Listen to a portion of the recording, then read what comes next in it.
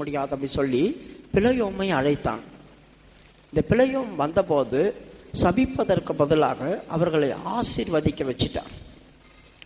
அவன் சொன்னதான 5 விதமான வாக்கியங்களை தான் நாம் இப்போது படிச்சுட்டு வரும்.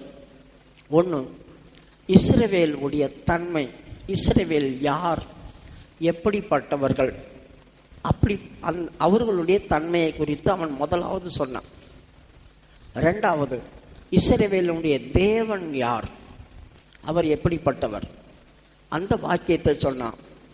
3வது, இஸ்ரவேல் ஜனங்களுடைய திங்ஸ், அவர்களுடைய பொருட்கள் எப்படிப்பட்டது, தேவன் அதை எப்படி பார்க்கிறார், அவர்கள் வீடு வாசல்களை அவர் எப்படி பார்க்கிறார், அவர்களுடைய பொருட்கள். 4வது, இஸ்ரவேல் ஜனங்கள் மேசியாவுக்காக எதிர்பார்த்து தவித்ததான அந்த தவிப்பு, அவர்கள் யாரோ ஒரு ஆளை எதிர்பார்த்துட்டு இருந்தாங்க, அவங்களே ஆளுகிற ராஜாவை எதிர்பார்ப்பு, இஸ்ரவேலின் எதிர்பார்ப்பு. 5வது, இஸ்ரவேலுக்கு விரோதமாக எழும்பி வருகிறவர்களுக்கு என்ன சம்பவிக்கும், தேவனுடைய ஜனங்களுக்கு விரோதமாக எழும்பி வருகிறவர்களுக்கு என்ன சம்பவிக்கும், இப்படிப்பட்டதான 5 விதமான வாக்கியங்களை தான் அவன் அந்த நாட்களை சொன்னான். அதில் முதல் காரியம்தான் என்னாகாம 23வது அதிகாரம் 7வது வசனத்திலிருந்து வாசிக்கும் போது அவன் பாலாக்கிடத்தில் வந்து சொல்லுகிறான், தேவன் சபிக்காதவர்களை நான் எப்படி சபிப்பது அப்படி சொல்லி. தேவன் சபிக்காதவனை நான் சபிப்பதெப்படி, கர்த்தர் வெறுக்காதவனை நான் வெறுப்பதெப்படி. தேவன் சபிக்காதவர்களை நான் சபிப்பது எப்படி, தேவன் வெறுக்காதவர்களை நான் வெறுப்பது எப்படி என்று 8வது வசனத்தில் வாசிக்கிறோம். பிரியமானவர்களே, இஸ்ரவேல் ஜனங்களை எகிப்து தேசத்திலிருந்து ஆண்டவர் புறப்பட பண்ணும்போது அவர்களுடைய வேதனை, அவர்களுடைய பிரச்சனை, அவர்களுடைய சகல காரியங்களும் கேட்டு அறிந்து பார்த்து அதுக்கப்புறம் தான் விடுதலை ஆக்கினார். அதுக்கப்புறம் தான் அவங்களை விடுதலை ஆக்கினார். 3வது அதிகாரம் யாத்திராகமம் 7வது வசனத்தை வாசி. 3வது அதிகாரம் 7வது வசனம் யாத்திராகமம். அப்பொழுது கர்த்தர் எகிப்தில் இருக்கிற என் ஜனத்தின் உபத்திரவத்தை நான் பார்க்கவே பார்த்து ஆலோட்டிகளின் நிமித்தம் அவர்கள் இடுகிற கூக்குரலை கேட்டேன், அவர்கள் படுகிற வேதனைகளையும் அறிந்திருக்கிறேன். யோசித்து பாருங்க, 400 வருஷம் அவர்கள் அடிமைகளா இருந்தாங்க. 400 வருஷம் அடிமைகளா இருந்தவங்களுக்கு எத்தனையோ வருஷங்கள் ஆண்டவர் விட்டுட்டு மோசைக்கு 80 வயதாவது, 40 வருஷம் அவன் எகிப்தில் இருந்தான், 40 வயசு வரைக்கும். அதுக்கப்புறம் 40 வருஷம் வரைக்கும் மீதியானியர் தேசத்தில் இருந்தான் ஆடுகளை மேய்ச்சிட்டு. அந்த 40 வருஷம் முடியுது, அவனுக்கு 80வது வயசு வருது. அந்த 80வது வயசு வரும்போது தான் கர்த்தர் அவனை சந்திக்கிறார். அப்போ 40 வருஷம் அந்த மீதியானியர் தேசத்தில் தானே ஆடுகளை மேய்ச்சிட்டு இருந்தான். 40 வருஷம் எகிப்தில் இருந்தான் இல்லையா. இந்த 400 வருஷமாக கர்த்தர் அவங்கள கண்டுக்கவே இல்லையே. இப்போ மட்டும் ஆண்டவர் சொல்கிறார், அவங்கள ஏன் அவங்களுடைய உபத்திரவத்தை பார்க்கவே பார்த்தேன். அவர்கள் கூக்குரலிடுறாங்க, ஆளோட்டிகள் அவங்கள ரொம்ப வேதனைப்படுத்துகிறாங்க. யோசேப்பு இருந்த நாள் வரையிலும் அவங்களுக்கு பிரச்சனை இல்லாமல் இருந்துச்சு. அதுக்கப்புறமா பிதாக்களுடைய காலம், அந்த யோசேப்பு மரித்த போது கூட, அந்த பார்வோன் மரித்த அடுத்தது வரும்போது யோசேப்புடைய அந்த காரியம் இருந்துகிட்டே இருந்துச்சு. ஆனால் யோசேப்பை அறியாத ஒரு பார்வோன் வந்தானா. அவன் வந்தபோது தான் அவர்களை அதிகமாக உபத்திரவப்படுத்த ஆரம்பித்தான். அப்போ தான் அவர்கள் தவித்து கூச்சலிடப்பட்டு பயங்கரமாக கூக்குரலிட்டு கண்ணீர் வடிக்க ஆரம்பித்தாங்க. அப்போ தான் ஆண்டவர் அதை கேட்குறேன் அப்படி சொன்னார். இப்படி தவிச்சிட்டு இருக்கிற ஜனங்களை தான் ஆண்டவர் விடுதலையாக்கி எங்கே கொண்டு வர போகிறேன்னு சொன்னார். 8வது வசனம் யாத்திராகமம் 3:8. அவர்களை எகிப்தியரின் கைக்கு விடுதலையாக்கும். முதலாவது அவர்கள் எகிப்தினுடைய கைக்கு விடுதலையாக்கும். அப்ப எகிப்தினுடைய கை அப்படி சொன்னா என்ன அர்த்தம்? கொடுமையின் கை. அது அவங்கள கொடுமைப்படுத்துறாங்க. அந்த கொடுமைப்படுத்துறவங்களுடைய கையிலிருந்து நான் விடுதலையாக்கி அவர்களை அந்த தேசத்திலிருந்து நீக்கி கானானியரும் ஏத்தியரும் எமோரியரும் பெர்சியரும் ஏவியரும் எபூசியரும் இருக்கிற இடமாகிய பாலும் தேனும் ஓடுகிற நலமும் விசாலமும். இப்பொழுது நம்ம வாசித்தமே, இவர்கள் அத்தனை பேரும் சாதாரணமான மனுஷர்கள் அல்ல. அவர்கள் அத்தனை பேரும் ராட்சித பிறவிகள். நெப்புல் அப்படி சொல்லுவாங்க. பீல் அப்படி சொன்னா ஏனை, எபிரேய மொழியில பீல் அப்படி சொன்னா ஏனை, நெப்புல் அப்படி சொன்னா ஏனை போன்ற உருவம் உள்ளவர்கள் அப்படின்னு அர்த்தம். அப்போ இவர்கள் எல்லாமே ராட்சிதர்கள். இந்த ராட்சிதர்களுடைய நிலத்துல அந்த பழங்கள்லாம் சாதாரணமாக மனுஷர்களுடைய நிலத்துல முளைக்கிற மாதிரி இருக்காது. அதனால தான் திராட்சை கொலைய அவர்கள் 2 பேர் தூக்கிட்டு வந்தாங்க. திராட்சை கொலையை தூக்கிட்டு வரும்போது வேவுகாரர்கள் போய் 12 பேர் போனாங்களே, அவங்க திராட்சை கொலையும் அத்தி அடையும் பல கனிகளை கொண்டு வந்தாங்க. எல்லாமே சாதாரணமானதல்ல. ராட்சிதர்களுடைய சாப்பிட்ற மாதிரி அவங்களுக்கு ஏற்ற மாதிரி பழங்களும் ராட்சிதர்கள் மாதிரி தான் இருந்துச்சு. அவர்கள் கொண்டு வந்த மாதுளம் பழமும் திராட்சை பழங்களும் ஒரு கொலையை 2 பேர் சுமந்துட்டு வராங்க. யோசித்து பாருங்க, சாதாரணமான மனுஷர்கள் இடத்துல விளையிறதான திராட்சை கொலைகள் சின்ன சின்னதாக தான் இருக்கும். 2 பேர் சுமக்கிற அளவுக்கு அந்த திராட்சை கொலைகள் இருந்தது. அப்போ அந்த ஊர் ஜனங்கள் எப்படிப்பட்டவங்களா இருந்திருப்பாங்க. இப்போ சொல்லப்பட்டதான அத்தனை பேரும் ராட்சித பிறவிகள். அந்த தேசத்தில் அவர்களுக்கு ஏற்ற மாதிரி தான் சாப்பாடு பழங்களும் எல்லாமே இருந்தது. ஆண்டவர் அவர்களுக்கு காண்பித்தார் பாருங்க, கொண்டு வந்து இந்த தேசத்தில் இருக்கிற இந்த ராட்சிதர்களெல்லாம் நான் துரத்தி விட்டுட்டு அந்த தேசத்தை நான் உனக்கு தருவேன், நலமும் விசாலமான தேசம். ஏன்னா ராட்சிதர்கள் வீடு கட்டியிருப்பாங்க. எப்படி கட்டியிருப்பாங்க? ராட்சிதர்கள் வீடெல்லாம் எவ்வளோ பெருசு இருக்கும், பெரிய பெரிய வீடு. நீங்கள் கட்டாத வீடுக்குள்ள பிரவேசிக்க போற, நீ வெட்டாத துறவுலேருந்து தண்ணி குடிக்க போற. ராட்சிதர்கள் ஒரு கணத்தை வெட்டுறாங்க அப்படி சொன்னா எப்படி வெட்டுவாங்க? பயங்கரமான பெருசா இருக்கும், ஆழமாய் தோண்டி இருப்பானுங்க. ஆண்டவர் சொல்றாரு, நீ வெட்டாத துறவுலேருந்து தண்ணி குடிக்க போற, நீ விதைக்காத இடத்துல நீ அறுக்க போற, நீ கட்டாத வீட்டுக்குள்ள பிரவேசிக்க போற. பெரிய பெரிய வீடுகள், நலமும் விசாலமான, உனக்கு இறுக்கமா இருக்காது, சின்ன வீடா இருக்காது, இடமும் சின்னதா இருக்காது, பாலும் தேனும் ஓடுகிற தேசமா இருக்காது, அங்க மிருகங்கள் கூட வித்தியாசமா இருக்கும் அப்படி சொன்னார். அப்படிமா அந்த வசனத்தை 8 முழுசா 8வது வசனம். அவர்களை எகிப்தியரின் கைக்கு விடுதலையாக்கவும் அவர்களை அந்த தேசத்திலிருந்து நீக்கி கானானியரும் ஏத்தியரும் எமோரியரும் பெர்சியரும் ஏவியரும் எபூசியரும் இருக்கிற இடமாகிய பாழும் தேனும் ஓடுகிற நலமும் விசாலமுமான தேசத்தில் கொண்டு போய் சேர்க்கவும் இறங்கினேன். நலமும் விசாலமுமான தேசத்திலே, அது பாலும் தேனும் ஓடுகிறதான தேசம், அந்த தேசத்திலே கொண்டு போய் விடவும் இறங்கினேன் அப்படி சொன்னார். அப்படி வாக்குத்தத்தம் பண்ணி தான் இந்த இஸ்ரவேல் ஜனங்களை ஆண்டவர் வெளியே கொண்டு வந்தார். சந்தோஷமாய் வெளியே வந்தாங்க. இப்படிப்பட்ட ஜனங்களை வெளியே கொண்டு வந்து யாரையாவது அவங்கள சபிக்க விடுவார் ஆண்டவர்? யோசித்து பாருங்க. அவங்க பட்ட கஷ்டத்திலிருந்து கர்த்தரை இறங்கி பிரயாசப்பட்டு வெளியே கொண்டு வராரு. வெளியே கொண்டு வந்து அவங்கள சபிக்கிறதுக்கு ஒப்பு கொடுப்பாரா? உன்னை கர்த்தர் ரட்சிக்கிறார், நீ அவர் வெளியே கொண்டு வரார். அடுத்தவங்க சபிக்கிற சாபத்தை உனக்குள்ள கொண்டு வர ஆண்டவர் அனுமதிக்க மாட்டார். கடிந்து கொள்ளுதல் வருது, யாராவது உங்களை சிட்சிக்கிறாங்க, அடிக்கிறாங்க, அது பிரச்சனை இல்லை. ஆனால் நீ சபிக்கப்பட்டு போக மாட்ட. எந்த காரணத்தை கொண்டும் ஒரு கிறிஸ்தவனுக்கு சாபம் கிடையாது. அதனால தான் தேவன் சபிக்காதவனை நான் எப்படி சபிப்பது? அவர் வெறுக்கலையா அவங்கள, நான் எப்படி அவங்கள வெறுப்பது அப்படின்னு அவன் சொன்னான். அப்போ சாபம் அப்படி சொன்னா தேவன் நமக்கு சபிக்கல, அப்போ நாம சபிக்கப்பட்டவங்களை போல இருக்கிற காரணம் என்ன அப்படி சொல்லி தான் சில காரியங்களை நம்ம படிச்சுட்டு வந்தோம். அதுவும் ஊழியக்காரங்களுடைய ஊழியம் எப்படி செய்கிற வரைக்கும் அவங்க ஏன் சபிக்கப்பட்டவங்களா ஊழியக்காரங்க மாறுறாங்க, அவங்களுடைய நிர்விசாரமும் அலட்சியமும் தான். அதுக்கப்புறமா இன்னும் 2-3 காரியங்கள் நான் படிச்சவங்களுக்கு சொல்கிறேன். ஏன் இந்த பூமியில் சாபம் இல்லைன்னா கூட நம்ம சபிக்கப்பட்டவங்களை போல இருக்கிறோம் அப்படின்றதுக்கு. எபிரேயருடைய புஸ்தகம் 6வது அதிகாரம் 8வது வசனத்தை வாசிங்க. முள் செடிகளையும் முள் பூண்டுகளையும் முளைப்பிக்கிற நிலமோ தகாததாயும் சபிக்கப்படுகிறதற்கேற்றதாயும் இருக்கிறது, சுட்டெரிக்கப்படுவதே அதன் முடிவு. முள் பூண்டுகளையும் முள் செடிகளையும் விதைவிக்கிறதான நிலம் அப்படி சொல்லியிருக்கு. அது நிலம்.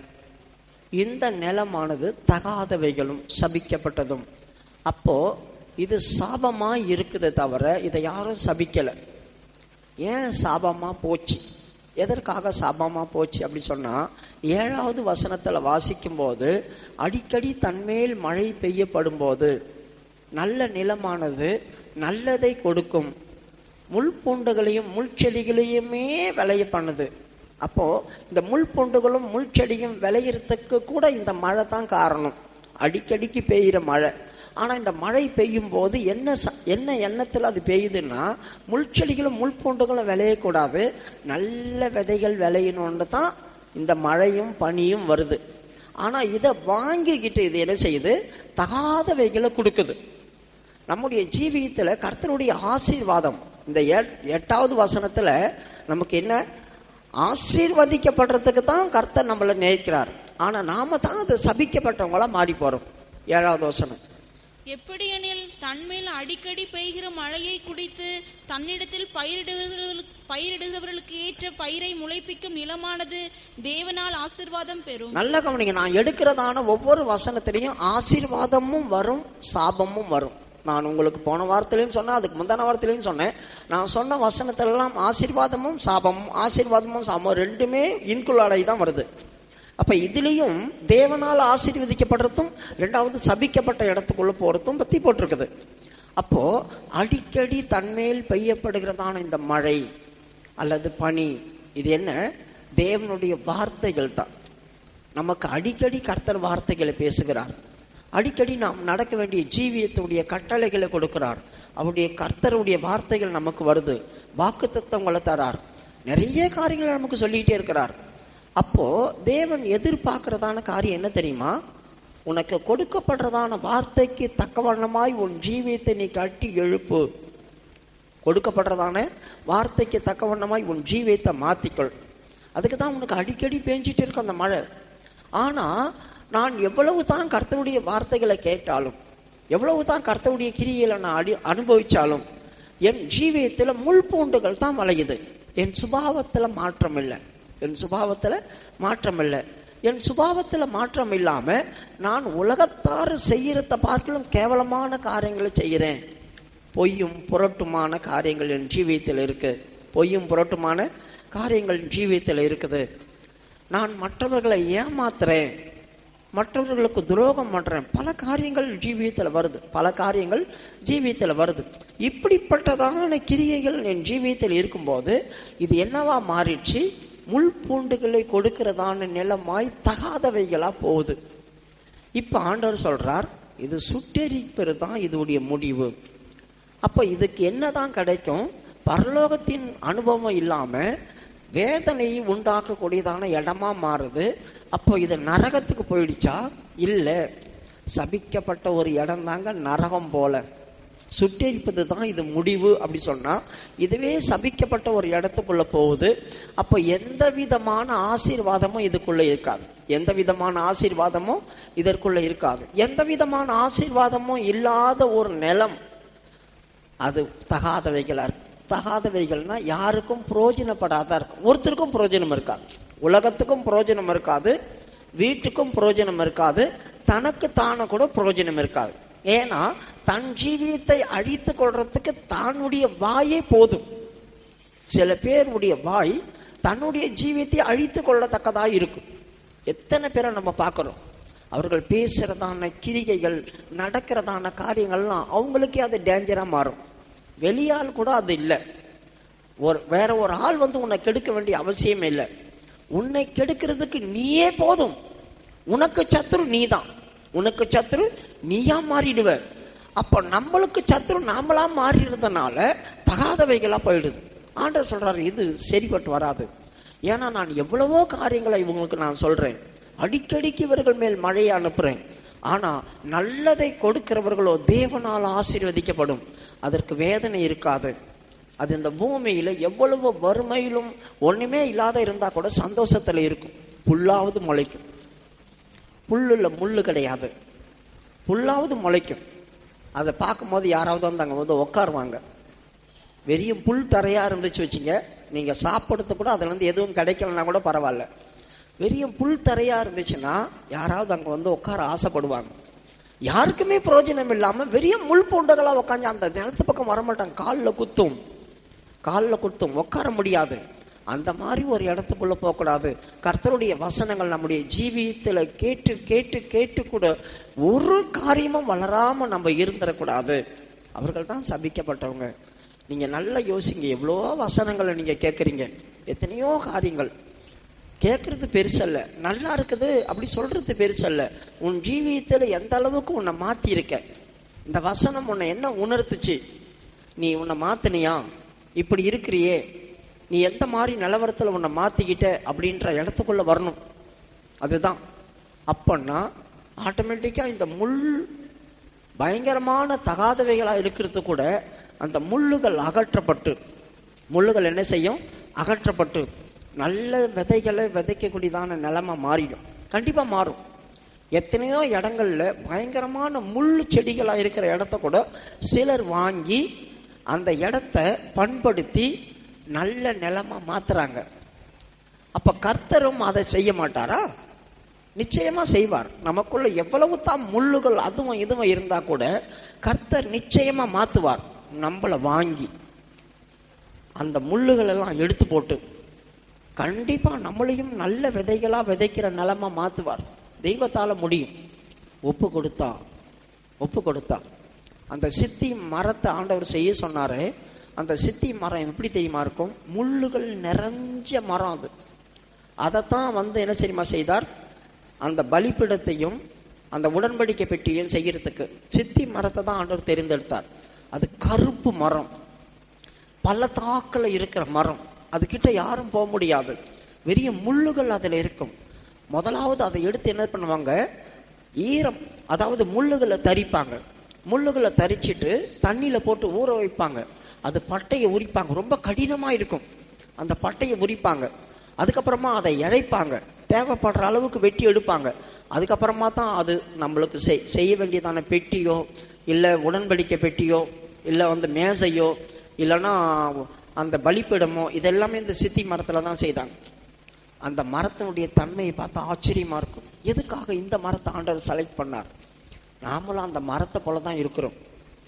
பள்ளத்தாக்குல இருக்கிறவங்க, இருள் இருக்கிற இடத்துல தான் நம்ம இருந்தோம்.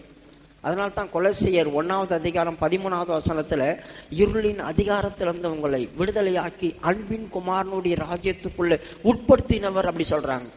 அப்ப இருளின் அதிகாரத்துக்குள்ள நாம இருந்தோம். முள்ளுகள் நிறைஞ்சவங்களா, பள்ளத்தாக்குக்குள்ள இருந்தோம்.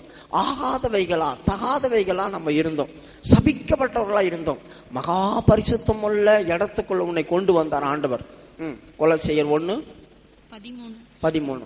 இருளின் அதிகாரத்தில் என்று நம்மை விடுதலையாக்கி தமது அன்பின் குமாரனுடைய ராஜ்யத்திற்கு உட்படுத்தினவருமாய் இருக்கிற பிதாவை ஸ்தோத்திரிக்கிறோம். நாம் எங்க இருந்தோம்? இருளின் அதிகாரத்துக்குள்ள இருந்தோம். பயங்கரமான பள்ளத்தாக்குக்குள்ள இருந்தோம். அப்படிப்பட்டதான இடத்திலிருந்து கர்த்தர் நம்மளை விடுதலையாக்கி வெளியே கொண்டு வந்தார். வெளியே கொண்டு வந்து மகா பரிசுத்தம் உள்ள இடத்துக்குள்ள கொண்டு வந்து வச்சார். உன்னை அதுவும் எப்படியா?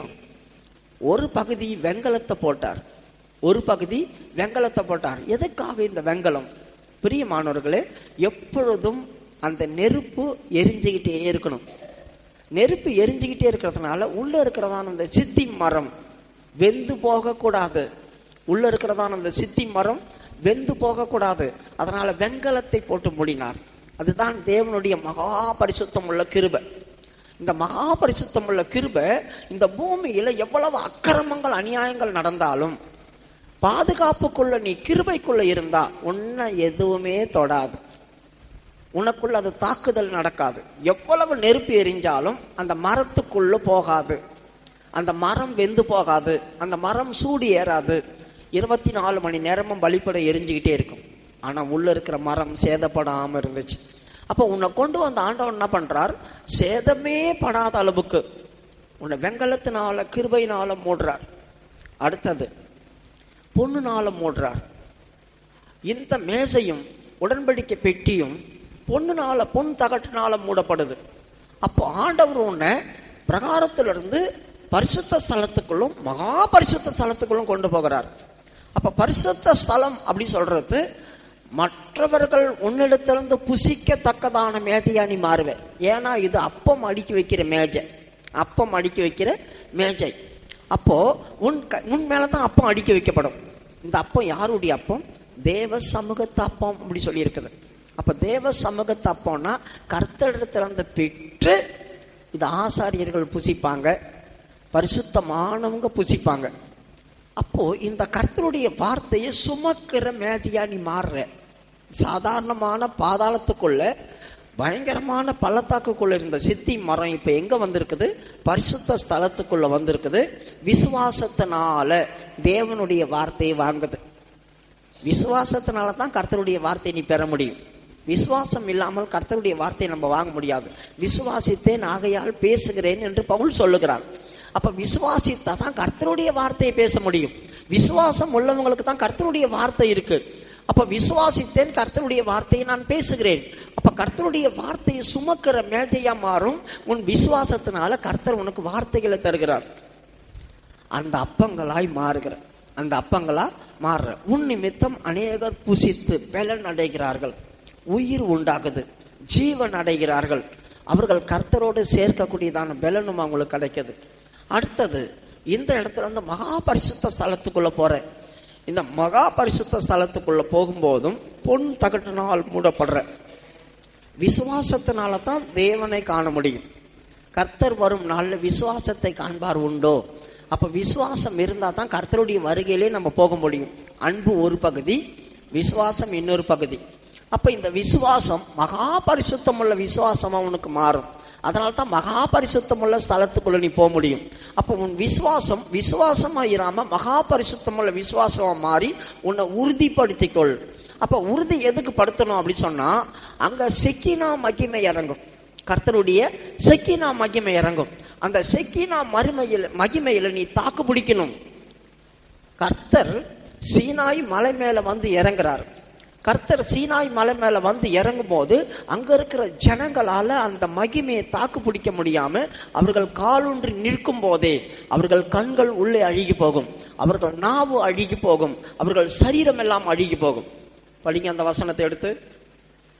அவர் சீனாய் மலையில வந்து இறங்கும் போது அவர்களுடைய கால் ஊன்றி அவர்கள் நிற்கும் போதே அர்மகுதன் யுத்தம் ஸ்டார்ட் ஆக போகுது. சகரியாவில் வாசிக்கிறோம், அவர்கள் கால் ஊன்றி நிற்கும் போதே அவர்கள் கண்கள் கண்ணுக்குள்ளே அழுகி போகும், அவர்கள் நாவு வாய்க்குள்ள அழுகி போகும், அவர்கள் சரீரம் அழுகி போகும் அப்படி சொல்லியிருக்குது. கர்த்தருடைய மகிமை சாதாரணமானதல்ல. எடுத்தீங்களா யாராவது?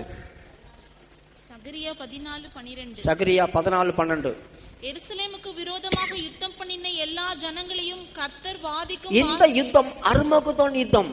இந்த யுத்தம் மனவாட்டியெல்லாம் எடுத்துக்கொள்ளப்பட்டு அந்த 7 வருஷம் உபத்திர காலம் முடியும் போது நடக்கிறதான யுத்தம். இதுக்கப்புறம் 1000 வருஷ சாட்சி தொடங்கும். அந்த 1000 வருஷ சாட்சி தொடங்குறதுக்கு முன்னால நடக்கிறதான யுத்தம் தான் இந்த யுத்தம். அப்ப இந்த யுத்தம் எப்படி நடக்குது? அவர் ஒலிவா மலை மேல வந்து நிற்கிறார். அவர் ஒலிவா மலை மேல வந்து நிற்கும் போது அவருக்கு அகேன்ஸ்டா அந்த கிறிஸ்துக்கள் அத்தனை பேரும் கிளம்புவாங்க. அவனோடு சேர்ந்து இருக்கிற மனுஷர்களும் நிற்பாங்க. அவர் யுத்தம் பண்ண மாட்டார். அவர்கள் கால் ஒன்றி நிற்கும் போதே கர்த்தருடைய மகிமையின் பிரசன்னத்தினால, அவருடைய வல்லமையினால அவர்கள் அழுகி போவாங்க. படிமா. அவர்கள் காலொன்றி நிற்கையிலும் அவர்களுடைய சதை அழிந்து போகும், அவர்கள் கண்கள் தங்கள் குழிகளிலே கெட்டு போகும், அவர்கள் நாவு அவர்கள் வாயிலே அழுகி போகும். அந்நாளிலே கர்த்தரால் பெரிய கலக்கம் அவர்களுக்குள் உண்டாகும். அவனவன் தன் அயலானின் கையை பிடிப்பான், அவனவனுடைய கை அவனவன் அயலானுடைய கைக்கு விரோதமாய் எழும்பும். பாத்தீங்களா? பயமும் திகிலும் அடைஞ்சி ஒருத்தனோட ஒருத்தன் வெட்டிப்பானுங்க. அவர்களுடைய சரீரம் அழுகி போகும். ஏன் அழுகுது அப்படி சொன்னா, கர்த்தருடைய வல்லமையை தாக்கு பிடிக்க முடியாது. அதனால தான் இப்பயே நல்ல ஆவியில் நிரம்புங்க, அக்னியா மாறுங்க, அக்னியா மாறுங்க, அக்னியா மாறுங்க அப்படின்னு சொல்ற காரணமே அதுதான். பரிசுத்த ஆவிக்குள்ள நீ நிரம்ப நிரம்ப நிரம்பலாம். இந்த மரம் எப்படியா மாறுது? மகா பரிசுத்தமுள்ள விசுவாசத்துக்குள்ள போகும்.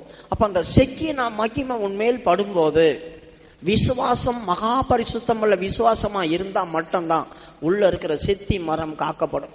இல்லைன்னா காக்கப்படாது. இல்லைன்னா காக்கப்படாது. அது உனக்கு ஒரு பாதுகாப்பா தான் கொடுக்கப்படுறது. உனக்கு அது ஒரு பாதுகாப்பா தான் கொடுக்கப்படுது. ஆகவே கர்த்தருடைய சமூகத்துல சரியான விதத்துல நாம் இருந்தா மட்டும்தான் இந்த பயங்கரமான மோசமான பகுதியிலிருந்து கர்த்தர் நம்மளை தூக்கி எடுத்து உன்னை பரிசுத்தமாக்கி கிருபையினால நிரப்பி மகா பரிசுத்த ஸ்தலத்துக்குள்ள கொண்டு போகிறார். அதனால அடிக்கடி உன்மேல் பெய்கிறதான அந்த மழையை குறித்து ரொம்ப எச்சரிக்கை ஆயிருங்க. நீங்கள் தகாதவைகளா போயிடக்கூடாது. நீங்கள் ஆகாத நிலைமை போயிடக்கூடாது. நீங்கள் சபிக்கப்பட்டவங்களா இருக்கக்கூடாது. உலகத்திலேயும் மனுஷன் என்னை யாரும் சபிக்க முடியாது, தேவனும் என்னை சபிக்க மாட்டார். சபிக்கப்பட்ட இடத்துல நாம் போயிடக்கூடாது. சபிக்கப்பட்ட இடத்துல நான் போயிடக்கூடாது. அப்படியா மாறு. ஆகவே இந்த சாபம் கூட நமக்குள்ள இருக்கக்கூடாது. நான் ஏன் இதெல்லாம் உங்களுக்கு நான் எடுத்து சொல்றேன் அப்படின்னா, நம்மளை அறியாமையே நாமளே சபிக்கப்பட்டவங்களா இருப்போம். ஆண்டவருடைய வீட்டில் இருக்கிறோம், ஆண்டவருடைய சமூகத்துக்கு வந்து போறோம், ரட்சிக்கப்பட்டோம், பரிசுத்தாவின் அபிஷேகம் பெற்றோம், எல்லாம் ஓகே. ஆனா நம்ம சபிக்கப்பட்டதான இடத்துக்குள்ள இருக்கா. நீங்க மறுபடியும் போய் நான் சொன்ன வசனங்கள்லாம் நீங்க திருப்பி எடுத்து படிச்சு பாருங்க. சில நேரங்கள்ல எதையும் பண்ண முடியாம சூழ்நிலை, எது வந்தாலும் ஒன்னுத்துக்கும் விருத்தி அடைய மாட்டேங்குது. கஷ்டமும் வேதனையும் துக்கமும் இருந்துட்டே இருக்கு, ஒரு மாற்றமே இல்லை, ஒரு சேஞ்சே இல்லை அப்படின்னா நீ யோசி, எத்தனால எனக்கு இப்படி நடக்குது? ஏன் என் வாழ்க்கையில சந்தோஷம் இல்லை? ஏன் என் வாழ்க்கையில முன்னேற்றம் இல்லை? ஏன் என் குடும்பம் மட்டும் இப்படி இருக்குது? எதை நான் செய்தாலும் ஏன் தோல்வி அடையுது? எந்த விஷயத்துல நான் சரியில்லாம இருக்கிறேன்? அப்ப நான் சொன்ன வசனங்களெல்லாம் நீ தேடணும், கடகடன் எடுத்து படிக்கணும். அப்ப எது உனக்குள்ள சரி இல்லையோ மனசாட்சி உறுத்தும், அப்ப நீ சரிப்படுத்திக்கும். தேடி கண்டுபிடிச்சி ஆராய்ச்சி பண்ணி சரிப்படுத்திக்கும். தானா உன் வீட்டில் வெளிச்சம் வருது பார், உன் வீட்டில் தானா வெளிச்சம் வந்துடும். இன்றைக்கு இந்த வீட்டில் ரட்சிப்பு வந்ததுன்னு ஆண்டவர் சகாயிகிட்ட சொன்னார் இல்லையா? அப்ப சகாயிகிட்ட சொன்ன அதே தேவன் தான் உனக்கிட்டையும் சொல்லுவார், இன்றைக்கு உனக்கு ரட்சிப்பு வந்தது. எப்போன்னா அவன் இருதயத்தில் ஆராய்ஞ்சான். நான் யாரிடத்துலையாவது அநியாயமா ₹1 வாங்கியிருந்தான்னா கூட நாளத்தனையாய் திருப்பி தருகிறேன் அப்படி சொன்னான். அப்போ அநியாயக்காரர்கள் தான் சபிக்கப்பட்டவங்களா இருப்பாங்க. அவங்கள மாதிரி நம்ம இருக்கக்கூடாது. உன்னை மாத்து, உனக்கு ரட்சிப்பு வரட்டும், அதுதான் உன்னை சமாதானத்தோடு நடத்தும். ஆகவே அந்த சபிக்கப்பட்ட இடத்துக்குள்ள நாம் என்ன செய்யக்கூடாது, இருக்கக்கூடாது.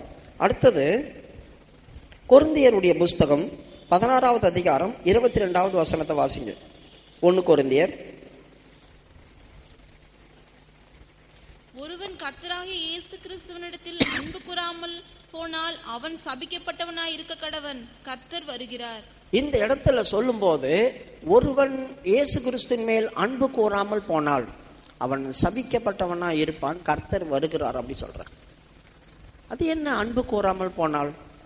நான் தான் ஆண்டவரை ஏத்துக்கிட்டு தானங்க வந்திருக்கிறேன், இயேசுவே எனக்கு தெரியும், அவரை தெய்வமா தான் ஏத்துக்கிட்டேனே. ஏத்துக்கிட்டு பெருசு இல்லை, அன்பு காட்டுறியா, அன்பு கூறுறியா? யோசித்து பாருங்க. உலகத்தினுடைய அன்புக்கும் தெய்வத்தினுடைய அன்புக்கும், நீங்க யாராவது ஒரு ஆளை நேசிச்சா அவங்ககிட்ட நீங்க அடிக்கடிக்கு பேசணும்னு விரும்புவீங்க, அவங்கள அடிக்கடிக்கு பார்க்கணும்னு விரும்புவீங்க. உண்மையான அன்பு அதுதான். மாம்சத்துல இருக்கிறதான அன்பு கூட அதுதான். யாராவது நம்மளுக்கு பிடிச்சிடுச்சுன்னா அடிக்கடிக்கு அவங்க நம்ம கிட்ட பேசணும்னு விரும்புவோம், நாமளும் அடிக்கடிக்கு அவங்ககிட்ட பேசணும்னு விரும்புவோம். அவங்க இல்லைன்னா கூட இப்போ செல்லில் சேட் பண்ணிக்கிறோம். யாருக்கிட்ட நீ அடிக்கடிக்கு பேசணும்னு விரும்புறியோ உன் இருதயம் அவங்கள நாடுதுன்னு அர்த்தம். சில பேரை க்ளோஸாக வச்சிருப்போம், சில பேரை ரொம்ப ஃப்ரெண்டாக வச்சிருப்போம், சில பேர்கிட்ட எப்படி இருக்கு, நல்லா சரி சரி சரி சரி சரி சரி சரி அப்படி முடிச்சிருப்போம். சரி சரி சரி சரி அப்படி சொன்னால் முடிஞ்சிச்சு, போதும் நிறுத்து அப்படி சாப்பிட்டு. ஒரு சிலர் வைக்கிறாங்க அப்படி சொன்னால் கூட நாம் வைக்க விட மாட்டோம், பேசிக்கிட்டே இருப்போம். வேற எதனா கதை சொல்லுவோம். அப்படின்னா நீ ஏதோ வலை வீசுறேன்னு அர்த்தம், ஏதோ ஒரு காரியம் உனக்குள்ள வஞ்சக ஆவி உள்ள போடுது. அவங்க நிறுத்தினா கூட நீ பேசணும்னு ஆரம்பிக்கிற. ஒரு சிலர் அவங்க பேசிட்டு இருப்பாங்க, நம்ம பேச மாட்டோம், நம்மளுக்கு போதும்ன்ற மாதிரி இருக்கும். ஒரு சிலர் 2 பேரும் பேசிட்டே இருப்பாங்க. இப்படி உலகத்துக்குள்ள அன்பு கூறிட்டே இருக்கிறோமே, எந்த அன்பை என்னைக்காவது கர்த்தரிடத்துல கூறுறீங்களா? யோசித்து பாருங்க. தெய்வத்துக்கிட்ட கிடைக்கிற டைம்ல கொஞ்சம் வேதத்தை எடுத்து வாசிக்கணும். நம்மளுக்கு எவ்வளவோ கூட்டங்கள் இருக்குது. ஒரு சிலருக்கு சண்டே சர்வீஸை தவிர வேற எந்த கூட்டமும் கிடையாது. நீங்க என்னத்தான் ஆண்டவர்கிட்ட அன்பு கூறுவீங்க? ஒரு காத்திருப்பு கூட்டம் இல்லை, ஒரு வேத பாடம் கிடையாது, எதுவுமே கிடையாது. நீ என்ன கிறிஸ்துவின் மேல் அன்பு கூறுற? உன் அன்பு எப்படிப்பட்டதா இருக்குது? எரேமியாவுடைய புஸ்தகம் 2வது அதிகாரம் 2வது வசனத்தில் ஆண்டவர் சொல்றார், நீ இப்போ இஸ்ரவேல் ஜனங்கள் காதுகள் கேட்க சொல்லு. எது கேட்க சொல்லு? அவர்கள் காதுகள் கேட்க சொல்லு. நீ விதைக்கப்படாத தேசத்திலே என்னை பின்பற்றி வந்த உன் இளவயது பக்தி, நீ வாழ்க்கப்பட்ட போது என்னை நேசித்த நேசத்தை நான் அறிஞ்சிருக்கிறேன், அந்த நேசத்துல நான் மயங்கி கிடந்தேன், அந்த பக்தியில நான் மயங்கி கிடந்தேன். ஆனா இப்ப என்னை ஏறெடுத்து கூட நீ பார்க்க மாட்ற. உன் நேசமும் பக்தியும் காலையில பெய்கிற பனியை போல போயிடுச்சு. எப்ராஹிமை பார்த்து அப்படிதான் சொல்றார் ஆண்டவர். எப்ராஹிமே, அதிகாலையில் பெய்கிற பனியை போல உன் பக்தி இருக்குது அப்படி சொல்றார். இந்த வசனத்தை படிங்க. நீ போய் எருசலேமின் செவிகள் கேட்கும்படி கூப்பிட்டு சொல்ல வேண்டியது என்னவென்றால், விதைக்கப்படாத தேசமாகிய வனாந்தரத்திலே நீ என்னை பின்பற்றி வந்த. விதைக்கப்படாத தேசமாகிய வனாந்தரம் எதுக்கு ஆண்டவர் சொன்னார்? விதைக்கிறவன் வசனத்தை விதைக்கிறான். விதைக்கிறவன் என்ன விதைக்கிறான்? வசனத்தை விதைக்கிறான். அப்ப வசனமே விதைக்கப்படாத நாள் அது. உனக்கு நிறைய வசனம் தெரியாது. பைபிளை எத்தனை முறை படிச்சாலும் அது விளங்காது. பைபிள் படிக்கணும்னு ஆசையா இருக்கும், ஆனா பைபிள் இருதயத்துக்குள்ள போகாது. உனக்கு இதான் தெரிஞ்சுக்கணும், அதை தெரிஞ்சுக்கணும், இதை தெரிஞ்சுக்கணும்னு ஆசைப்படுவேன், ஆனா தெரிஞ்சிக்க சந்தர்ப்பமே இருக்காது. அப்படி விதைக்கப்படாத தேசம், வசனமே புரியாத நாள். ஆனா ஆண்டவர் மேல இருக்கிற அன்புக்கு அளவே இருக்காது. எப்ப பார்த்தாலும் சோத்திரம் சோத்திரம் சோத்திரம் சோத்திரம் சோத்திரம். வாயை திறந்தா சோத்திரம், வாயை திறந்தா சோத்திரம். யாராவது ஜபிக்கிறாங்கன்னா கூட போய் உட்காந்துக்கணும் வாஞ்சியா. அவங்க கண்ணு மூடலாம் கூட, நீ கண்ணு மூடி ஜபிக்கிற ஜபம் வேர்த்து விறுவிறுத்த கொட்டும், தண்ணி ஆகும். கண்ணை திறக்க மாட்டேன். தேவனுடைய சமூகத்தை உட்காந்து உன்னால உணர முடியும். தேவ சமூகத்தில் உட்காரும் போதே, தனியா உட்காரும் போதே உனக்கு கர்த்தருடைய சமூகத்தை உணர முடியும். ஆண்டவர் உங்கள்கிட்ட பேசுறதை நீ கேட்ப, உனக்கு உணர்த்துவார் ஆண்டவர். சில காரியங்கள் உணர்த்தப்பட்டுட்டே இருக்கும். இதெல்லாம் விதைக்கப்படாத தேசங்க, விதைக்கப்படாத தேசம். வசனமே தெரியாது, என்ன பேசுறதுன்னு தெரியாது. யாருக்கிட்டையாவது இயேசு நல்லவருங்க, இயேசு நல்லவர், இயேசு நல்லவர், எனக்கு அதை செய்தாருங்க, எனக்கு இதை செய்தாருங்க, எனக்கு அதை செய்தாருங்க சொல்லிக்கிட்டே இருப்போம். வசனம் சொல்ல தெரியாது. இயேசு நல்லவர், இயேசு நல்லவர், இயேசு நல்லவர், இதுதான் சொல்லுவோம். அதான் விதைக்கப்படாத தேசத்துல நீ என்னை பின்பற்றி வந்ததான உன் இள வயது பக்தி. அந்த நேரம் தான் ஆண்டவரை பின்பற்றுகிற நேரம். ஓடி ஓடி ஓடி ஓடி வருவோம் தேவ சமூகத்துக்கு, ஓடி ஓடி வருவோம். வீட்டில் இருக்க பிடிக்காது, வீட்டில் இருக்க பிடிக்காது. மழை அடி புயல் காத்து வீசும், நினைஞ்சுக்கிட்டே ஓடி வரும். தேவ சமூகத்துக்கு வந்தா தான் நிம்மதி. பயங்கரமான வெயில் ஆகாரம் தாறுமாறா இருக்கும், பஸ் இருக்காது, ரொம்ப தூரம் போகணும். நடந்து நடந்து நடந்து வந்த எத்தனையோ பேர் எனக்கு தெரியும். நிறைய பேர் சொல்லியிருக்காங்க, நான் நடந்து நடந்து வந்திருக்கலாம் ஆண்டவர் சமூகத்துக்கு, எவ்வளோ தூரத்துக்கெல்லாம். படி மறுபடியும் அந்த வசனத்தை. நீ விதைக்கப்படாத தேசத்திலே, விதைக்கப்படாத தேசமாகிய வனாந்தரத்திலே நீ என்னை பின்பற்றி வந்த உன் இள வயதின் பக்தியையும். நீ என்னை பின்பற்றி வந்த ஆண்டவர் எப்படி சொல்றாரு பார்த்தீங்களா? நீ என்னை பின்பற்றி வந்த. இன்னைக்கு ஒரு சனிக்கிழமை இங்க தங்குங்க அப்படின்னாக்கா, இப்ப எங்க போறீங்க, யாரை பின்பற்றுறீங்க, இப்ப நீ யாரை பின்பற்ற, அதுதான் கேள்வி. நீ அப்ப பின்பற்றின, அப்போ பின்பற்றின தேவ சமூகத்துல வந்து விழுந்து கடந்த. எதுவுமே இங்க கொடுக்க மாட்டாங்க, எதுவுமே கொடுக்க மாட்டாங்க. ஒன்லி பால் ஊத்துறதான காப்பி கூட இல்லை, வெறும் கருப்பு காப்பி தான்.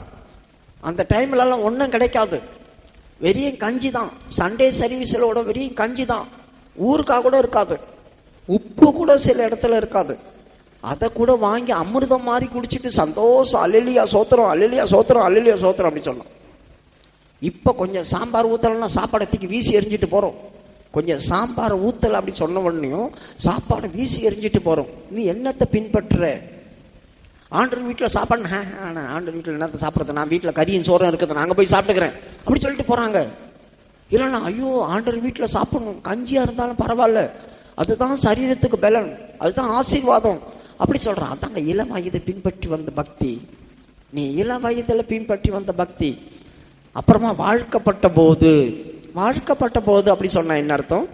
நான் அபிஷேகம் பெற்றுட்டேன், நான் அபிஷேகம் பெற்றுட்டேன், என்னை என் கர்த்தர் நியமிச்சுக்கிட்டார், அவருக்காக நியமிச்சுக்கிட்டார்.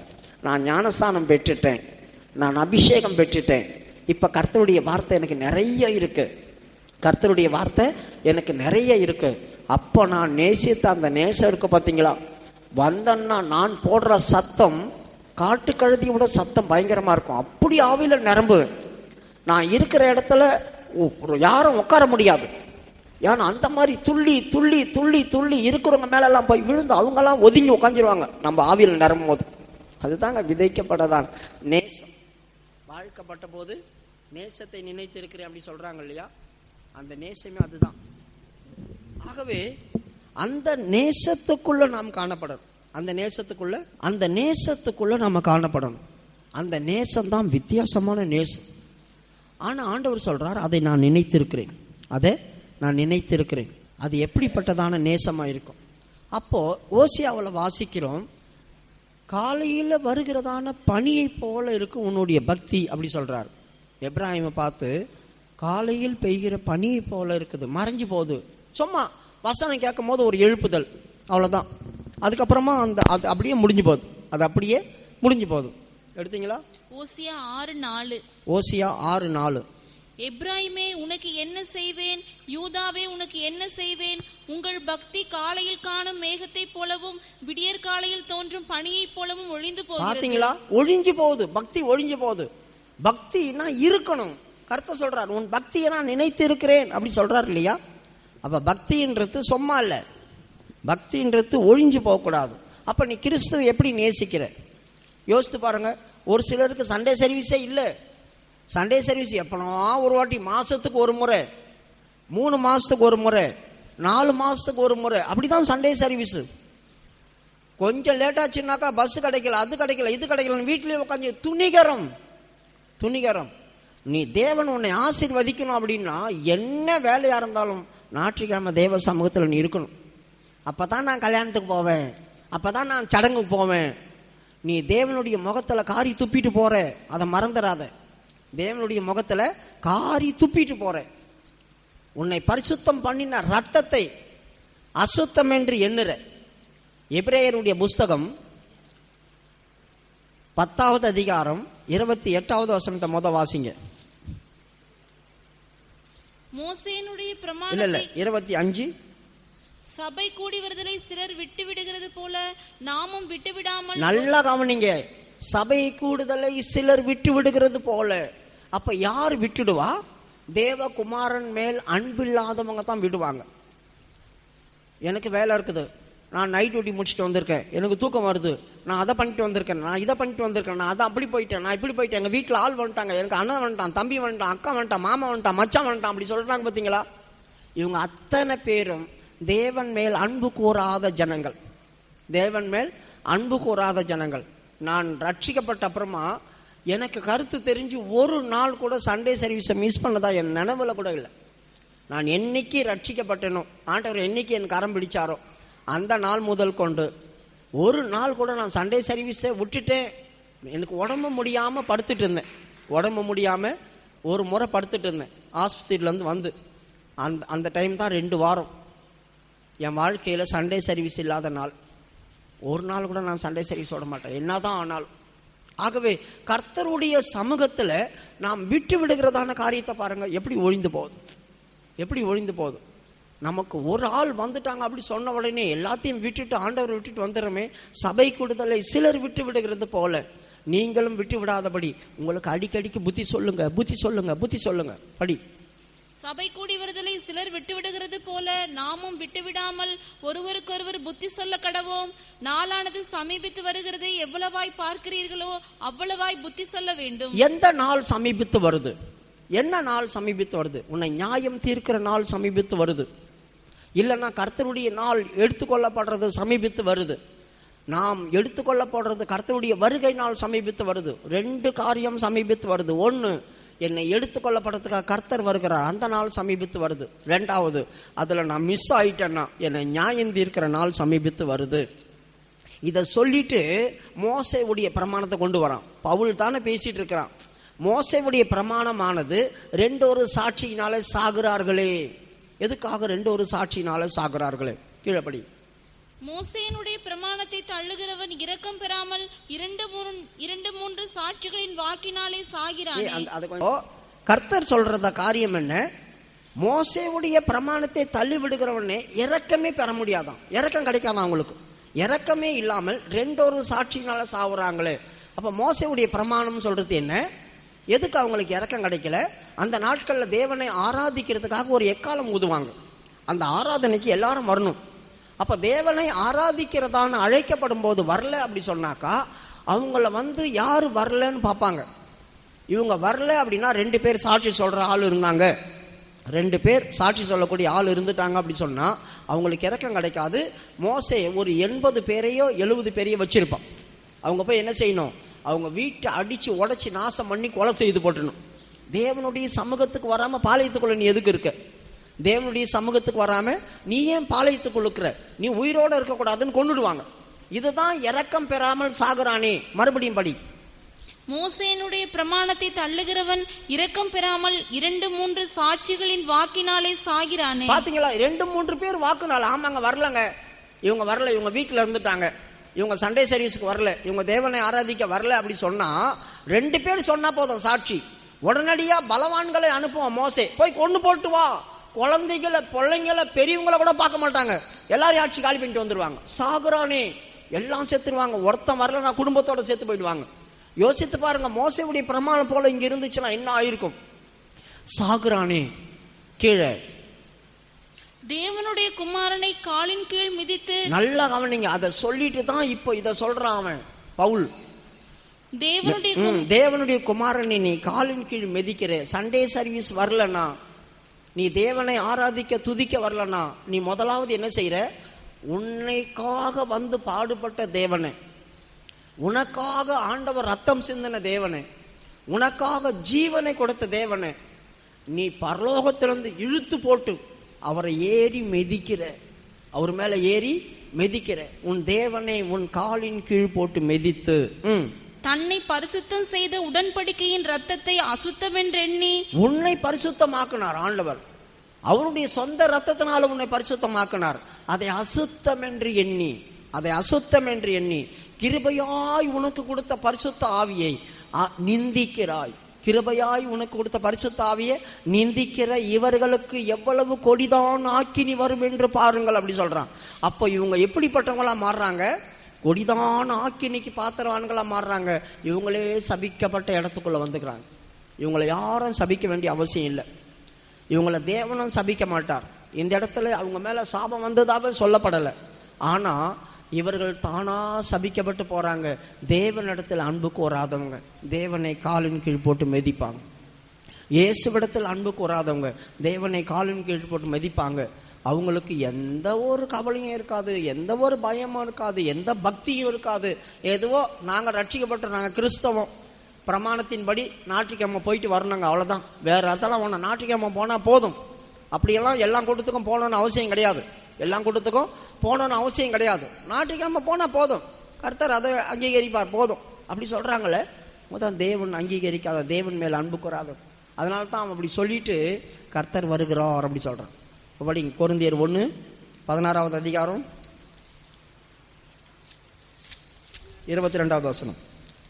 1 கொரிந்தியர் 16:22. ஒருவன் கர்த்தராகிய இயேசு கிறிஸ்துவினிடத்தில் அன்பு கூறாமல் போனால் அவன் சபிக்கப்பட்டவனாய் இருக்க கடவன், கர்த்தர் வருகிறார். இதை சொல்லிட்டு கர்த்தர் வராரு சொல்லிட்டான். இதை சொல்லிட்டு அடுத்த எந்த வார்த்தையும் சொல்லாம கர்த்தர் வருகிறார், கர்த்தர் சீக்கிரமா வருகிறார். அப்படின்னா நீ அன்பு கூறு, அன்பு கூறு. ஏன்னா உன் மேல கர்த்தருடைய கோபம் பத்தி எரிய போகுது அப்படி சொல்றான். சங்கீத புஸ்தகம் 2வது அதிகாரம் 13வது வசனம் 12-13 வசனம் வாசித்தா, நீங்கள் வழியிலே அழிந்து போகாமல், குமாரன் கோபம் கொள்ளாமலும் வழியிலே நீங்கள் அழியாமலும் அவரை முத்தம் செய்யுங்கள். கொஞ்ச காலத்தில் அவர் கோபம் பற்றி எரியும். அவரை அண்டிக் கொள்ளுகிற யாவரும் பாக்கியவான்கள். முத்தம் செய் அப்படி சொன்னா என்ன அர்த்தம்? படிங்க. 2:12 சங்கீதம் 2:12. குமாரன் கோபம் கொள்ளாமலும் நீங்கள் வழியிலே அழியாமலும் இருக்கும்படிக்கு அவரை முத்தம் செய்யுங்கள். கொஞ்ச காலத்திலே அவருடைய கோபம் பற்றி எரியும். அவரை அண்டிக் கொள்ளுகிற யாவரும் பாக்கியவான்கள். கொஞ்ச காலத்தில் அவர் கோபம் பத்தி எரியும். இப்ப விட்டு வச்சிருக்கிறார், இப்ப ஒன்றும் பிரச்சனை இல்லை. ஆனா அவர் கோபம் பத்தி எரிய ஆரம்பிச்சுன்னா எங்க போவீங்க? அவர் கோபம், ஒரு சிலருக்கு வீட்டில் கோபம் வந்தா சபைக்கு வரமாட்டாங்க. பசங்களும் அப்படிதான் இருக்காங்க, பெற்றவங்களும் அப்படிதான் இருக்கிறாங்க.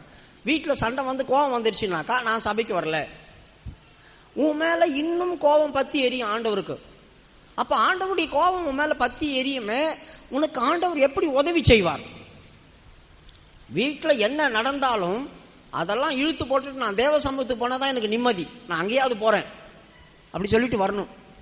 நான் ஆண்டவர் சமூகத்துக்கு போறேன், இங்க இருந்தா எனக்கு முடியாது, இங்க இருந்தா என்னை கோவப்படுத்தினாங்க, இங்க இருந்தா என்னை எரிச்சல் மூட்டினாங்க, நான் ஆண்டவருடைய வீட்டுக்கு போனா தான் இதெல்லாம் சரிப்பட்டு வரும், நான் அங்க போய் கதறி அழுதுட்டு வரேன், எனக்கு இருக்கிற பிரச்சனை எல்லாம் அங்க போய் சொல்லிட்டு வரேன் அப்படின்னு நீ வரணும். அங்க போயிட்டு ஆண்டவர் மேல உன் கோபத்தை காட்டக்கூடாது. வீட்டில் இருக்கிற கோபத்துல அப்பா மேல இருக்கிற கோபம், அம்மா மேல இருக்கிற கோபம், இல்ல பெத்தவங்க மேல இருக்கிற கோபம், பிள்ளைங்க மேல இருக்கிற கோபத்தை நீ ஆண்டவர் மேல காட்டக்கூடாது. அப்படி காட்டின அப்படின்னா நீ இயேசு கிறிஸ்துவ காலின் கீழ் போட்டு மிதிக்கிற. அவர் உன்னை பரிசுத்தமாக்கின ரத்தத்தை அசுத்தம் என்று இப்படிப்பட்டதான காரியங்களை நீ செய்கிறபடினால் நீ எப்படி அவரை முத்தம் செய்ய முடியும்? அவர் கோபம் பத்தி எரியுமே. அப்ப கொஞ்ச காலத்தில் அவர் கோபம் பத்தி எரியும். அவரை அண்டிக்கொள். ஆண்டவரே நீர் எனக்கு, நான் உங்கள்கிட்ட சரண்டர் ஆகிறேன். ரெண்டாவது, முத்தம் செய்கிறது எதுக்கு? லூக்கா 7வது அதிகாரத்துக்குள்ள வரும்போது 47ம் 37 வசனம் வாசிக்கிறோம். ஒரு ஸ்திரீ வந்து ஓயாமல் முத்தம் கொடுத்தா. அப்போ ஆண்டவர் சொல்றார், இவள் என்னிடத்தில் மிகவும் அன்பு கூர்ந்தாளே அப்படின்னு 47 சொல்றார். ஆதலால் நான் உனக்கு சொல்லுகிறேன், இவள் செய்த அநேக பாவங்கள் மன்னிக்கப்பட்டது, இவள் மிகவும் அன்பு கூர்ந்தாளே. இவள் மிகவும் அன்பு கூர்ந்தாளே. அப்ப 37வது வசனத்துல இவள் அந்த தைல கொப்பியை உடைச்சு ஊத்தி கண்ணீரினால கழுவி தலைமயிரினால துடைத்து இயேசுவின் காதல் பாதத்தை ஓயாமல் முத்தம் செய்தா.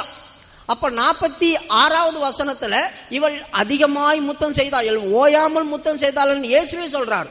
யாருக்கு அதிகமாய் மன்னிக்கப்படுது அதிகமாய் அன்பு கூறுவாங்க. அப்ப முத்தம் செய்கிறது எதுக்குன்னா, இயேசுவை நான் நேசிக்கிறேன், இயேசுவை நான் அன்பு கூறுகிறேன், அவருடைய அன்பு மாத்திரம் இந்த பூமியில எனக்கு போதுன்ற இடத்துக்குள்ள இவள் வந்துட்டான். அதனால இவள் செய்த அநேக பாவங்கள் மன்னிக்கப்பட்டுருச்சு. யார் அன்பு கூறுறாங்களோ அவங்க ஆசீர்வதிக்கப்பட்டிருப்பாங்க. இயேசு வரும்போது அவள் தலை நிமிர்ந்து நிற்பா. சாதாரணமான விபச்சாரி, அவள் ஒரு வேசி விபச்சாரி. அவளுடைய பாவங்கள் அத்தனையும் ஆண்டவர் மன்னிச்சு தள்ளிட்டார். 37. அப்பொழுது அந்த ஊரில் இருந்த பாவியாகிய ஒரு ஸ்திரீ அவர் பரிசேயன் வீட்டிலே பந்தி இருக்கதை அறிந்து ஒரு பரணியில் பரிம தைலம் கொண்டு வந்து அவருடைய பாதங்களின் அருகே பின்னாக நின்று அழுது கொண்டு அவருடைய பாதங்களை தன் கண்ணீரினால் நனைத்து தன் தலைமயிரினால் துடைத்து அவருடைய பாதங்களை முத்தம் செய்து பரிமள தைலத்தை பூசினாள். இப்ப 46 47. ஆதலால் நான் உங்களுக்கு சொல்லுகிறேன், இவள் செய்த அநேக பாவங்கள் இவள் ஓயாமல் முத்தம் செய்தாள். 45. நீ என்னை முத்தம் செய்யவில்லை, இவளோ நான் உட்பிரவேசித்தது முதல் என் பாதங்களை ஓயாமல் முத்தம் செய்தா. இப்போ ஓயாமல் முத்தம் செய்தா அப்படி சொல்லியிருக்கு. ஓயாமல் முத்தம் செய்தான் இயேசுவே தன் வாயில சொல்றார். அதனால தான் சங்கீதத்தில் அவரை முத்தம் செய்யுங்கள், அவரை முத்தம் செய்யுங்கள். அப்ப அன்பு கூறு அப்படின்னு அர்த்தம். கர்த்தரிடத்தில் நீ அன்பு கூறு. அப்ப யாரெல்லாம் இயேசு மேல் அன்பு கூறுறாங்களோ அவங்க அந்த சபிக்கப்பட்ட இடத்துல இருந்து வெளியே வந்துருவாங்க. நாம ஒரு எவ்வளோ பேருக்கு சண்டே சர்வீஸ் எல்லாம் ஒரு பெரிய காரியமே கிடையாது. அவங்களுக்கு யாராவது ஒரு 2000 ரூபா கொடுக்குறேன்னு சொன்னா 1000 ரூபா கொடுக்குறான்னாக்கா சண்டே சர்வீஸ் அது கிண்டே சர்வீஸ் அது ஓடுறான் வெளியே போடா அதுதான் உங்களுக்கு முக்கியம் அப்படின்னு சொல்றாங்க. உனக்கு ₹1,00,000 கொடுத்தா அதோட கர்த்தருடைய வார்த்தை கிடைக்காது. கோடி ரூபாய் கொட்டி கொடுத்தா கூட கர்த்தருடைய வார்த்தை கிடைக்காது. தேவ சமூகம் தான் பாதுகாப்பு. இந்த ஒரு நாள் உன்னை ஆசீர்வதிக்கிற அந்த ஆசீர்வாதம் தான் அந்த 6 நாளும் உனக்கு இருக்கும். அடுத்த வாரம் வரவரைக்கும் கர்த்தர் உன்னை பாதுகாவல் இந்த நாளில் உனக்கு செய்யறதான கிரிகையிலும் கிருபையும் தான். அதையே நீ இழந்துட்டு நீ சபிக்கப்பட்டவனா தானே இந்த பூமியில திரிஞ்சிட்டு இருப்ப. அப்ப உனக்கு எந்த நிம்மதியும் இருக்காது, சமாதானம் இருக்காது. உன் கையில வர்றது கூட உள்ளதும் போயிடும். உன் கையில எவ்வளவு வருதோ அதோட சேர்ந்து உன்கிட்ட இருக்கிறதும் போயிடும். ஏன்னா நீ தேவ சமூகத்துக்கு வரல. தேவ சமூகத்துக்கு வராம நீ சபிக்கப்பட்டவனா இருக்கிறதுனால உள்ளதையும் ஆண்டவர் ஊதி அமைச்சிருவார். ஆகவே தயவு செய்து அந்த அனுபவத்துக்குள்ள வந்துடாதீங்க. கர்த்தருடைய சமூகத்தை இழந்துட்டு நீ எங்கேயும் தெரியாது அலைந்து திரிகிற கௌதாரிய போல நீ இருக்க வேண்டாம். தேவ சமூகத்தில் இரு. பேய் மட்டும்தான் ஊரெல்லாம் சுத்திட்டு கிடக்கும். தேவ சமூகத்துக்கு அதுவும் வந்துடுச்சு. அதுவே தேவ சமூகத்துக்கு வருது.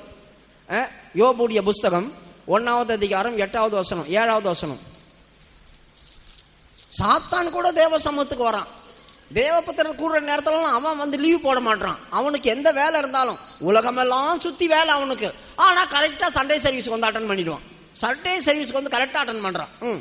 ஒரு நாள் தேவபுத்திரர் கர்த்தருடைய சந்நிதியில் வந்து நின்ற போது சாத்தானும் அவர்கள் நடுவிலே வந்து நின்றான். பாத்தீங்களா, அவன் வராம போனானா எல்லாம் தேவபுத்திரர்கள் வந்து கூடுறாங்க. அவன் கரெக்டா வந்து சண்டே சர்வீஸ் அட்டன் பண்ணிட்டான். எனக்கு சண்டே சர்வீஸ் தான் முக்கியம். இப்ப ஆண்டவர் கேட்கிறாரு, எங்கடா இருந்து வர? உலகமெல்லாம் சுத்தி திரிஞ்சு வரேன். உலகமெல்லாம் சுத்தி திரிஞ்சு வரேன். எவ்வளவு பிஸியா இருப்பான். உலகமெல்லாம் எங்க போனீங்க? ஐயோ நான் அந்த ஊருக்கு போனேன், இந்த ஊருக்கு போனேன், அந்த ஊருக்கு போனேன், இந்த ஊருக்கு போனேன் அப்படி சொல்றாங்க. ஆனா அவன் சண்டே சர்வீஸ் வந்துட்டான். படிமா கீழே. கர்த்தர் சாத்தானை பார்த்து, நீ எங்கே இருந்து வருகிறாய் என்றார். சாத்தான் கர்த்தருக்கு பிரதியுத்தரமாக, பூமி எங்கும் உலாவி அதில் சுற்றி திரிந்து வருகிறேன் என்றான். உலாவி சுத்தி திரிஞ்சு வருகிறேன். பூமி எங்கும் உலாவுனா கூட சண்டே சர்வீஸ்ல தானும் வந்து நிற்பான். ஏன்னா அங்கத்தான் யார் என்ன பண்றாங்கன்னு பார்க்கணும். அவனுக்கு அவன் தேவனை ஆராதிக்க வரல. ஆனா தேவ ஜனங்கள் எப்படி தேவனை ஆராதிக்கிறாங்க. எவனா ஒருத்தன் சரியில்லை, அவனை பிடிச்சிக்கிறேன் நானு, அவன் தான் எனக்கு வேணும், அதுக்காகத்தான் நானும் வரேன். பாருங்க, நம்ம மேல குற்றம் சாட்டுறவனும் நம்மள வித்தியாசமா பார்க்கிறவனும் கர்த்தருடைய சன்னிதானத்தில் லீவ் போடாம வந்துடுறான். ஆனா கர்த்தர் எல்லாமே நமக்கு கொடுக்கும் போது நம்ம சண்டே சர்வீஸே கிடையாது, எதுவுமே கிடையாது. 2வது அதிகாரம், யோபு 2வது அதிகாரம் 1வது வசனத்தை வாசிங்க.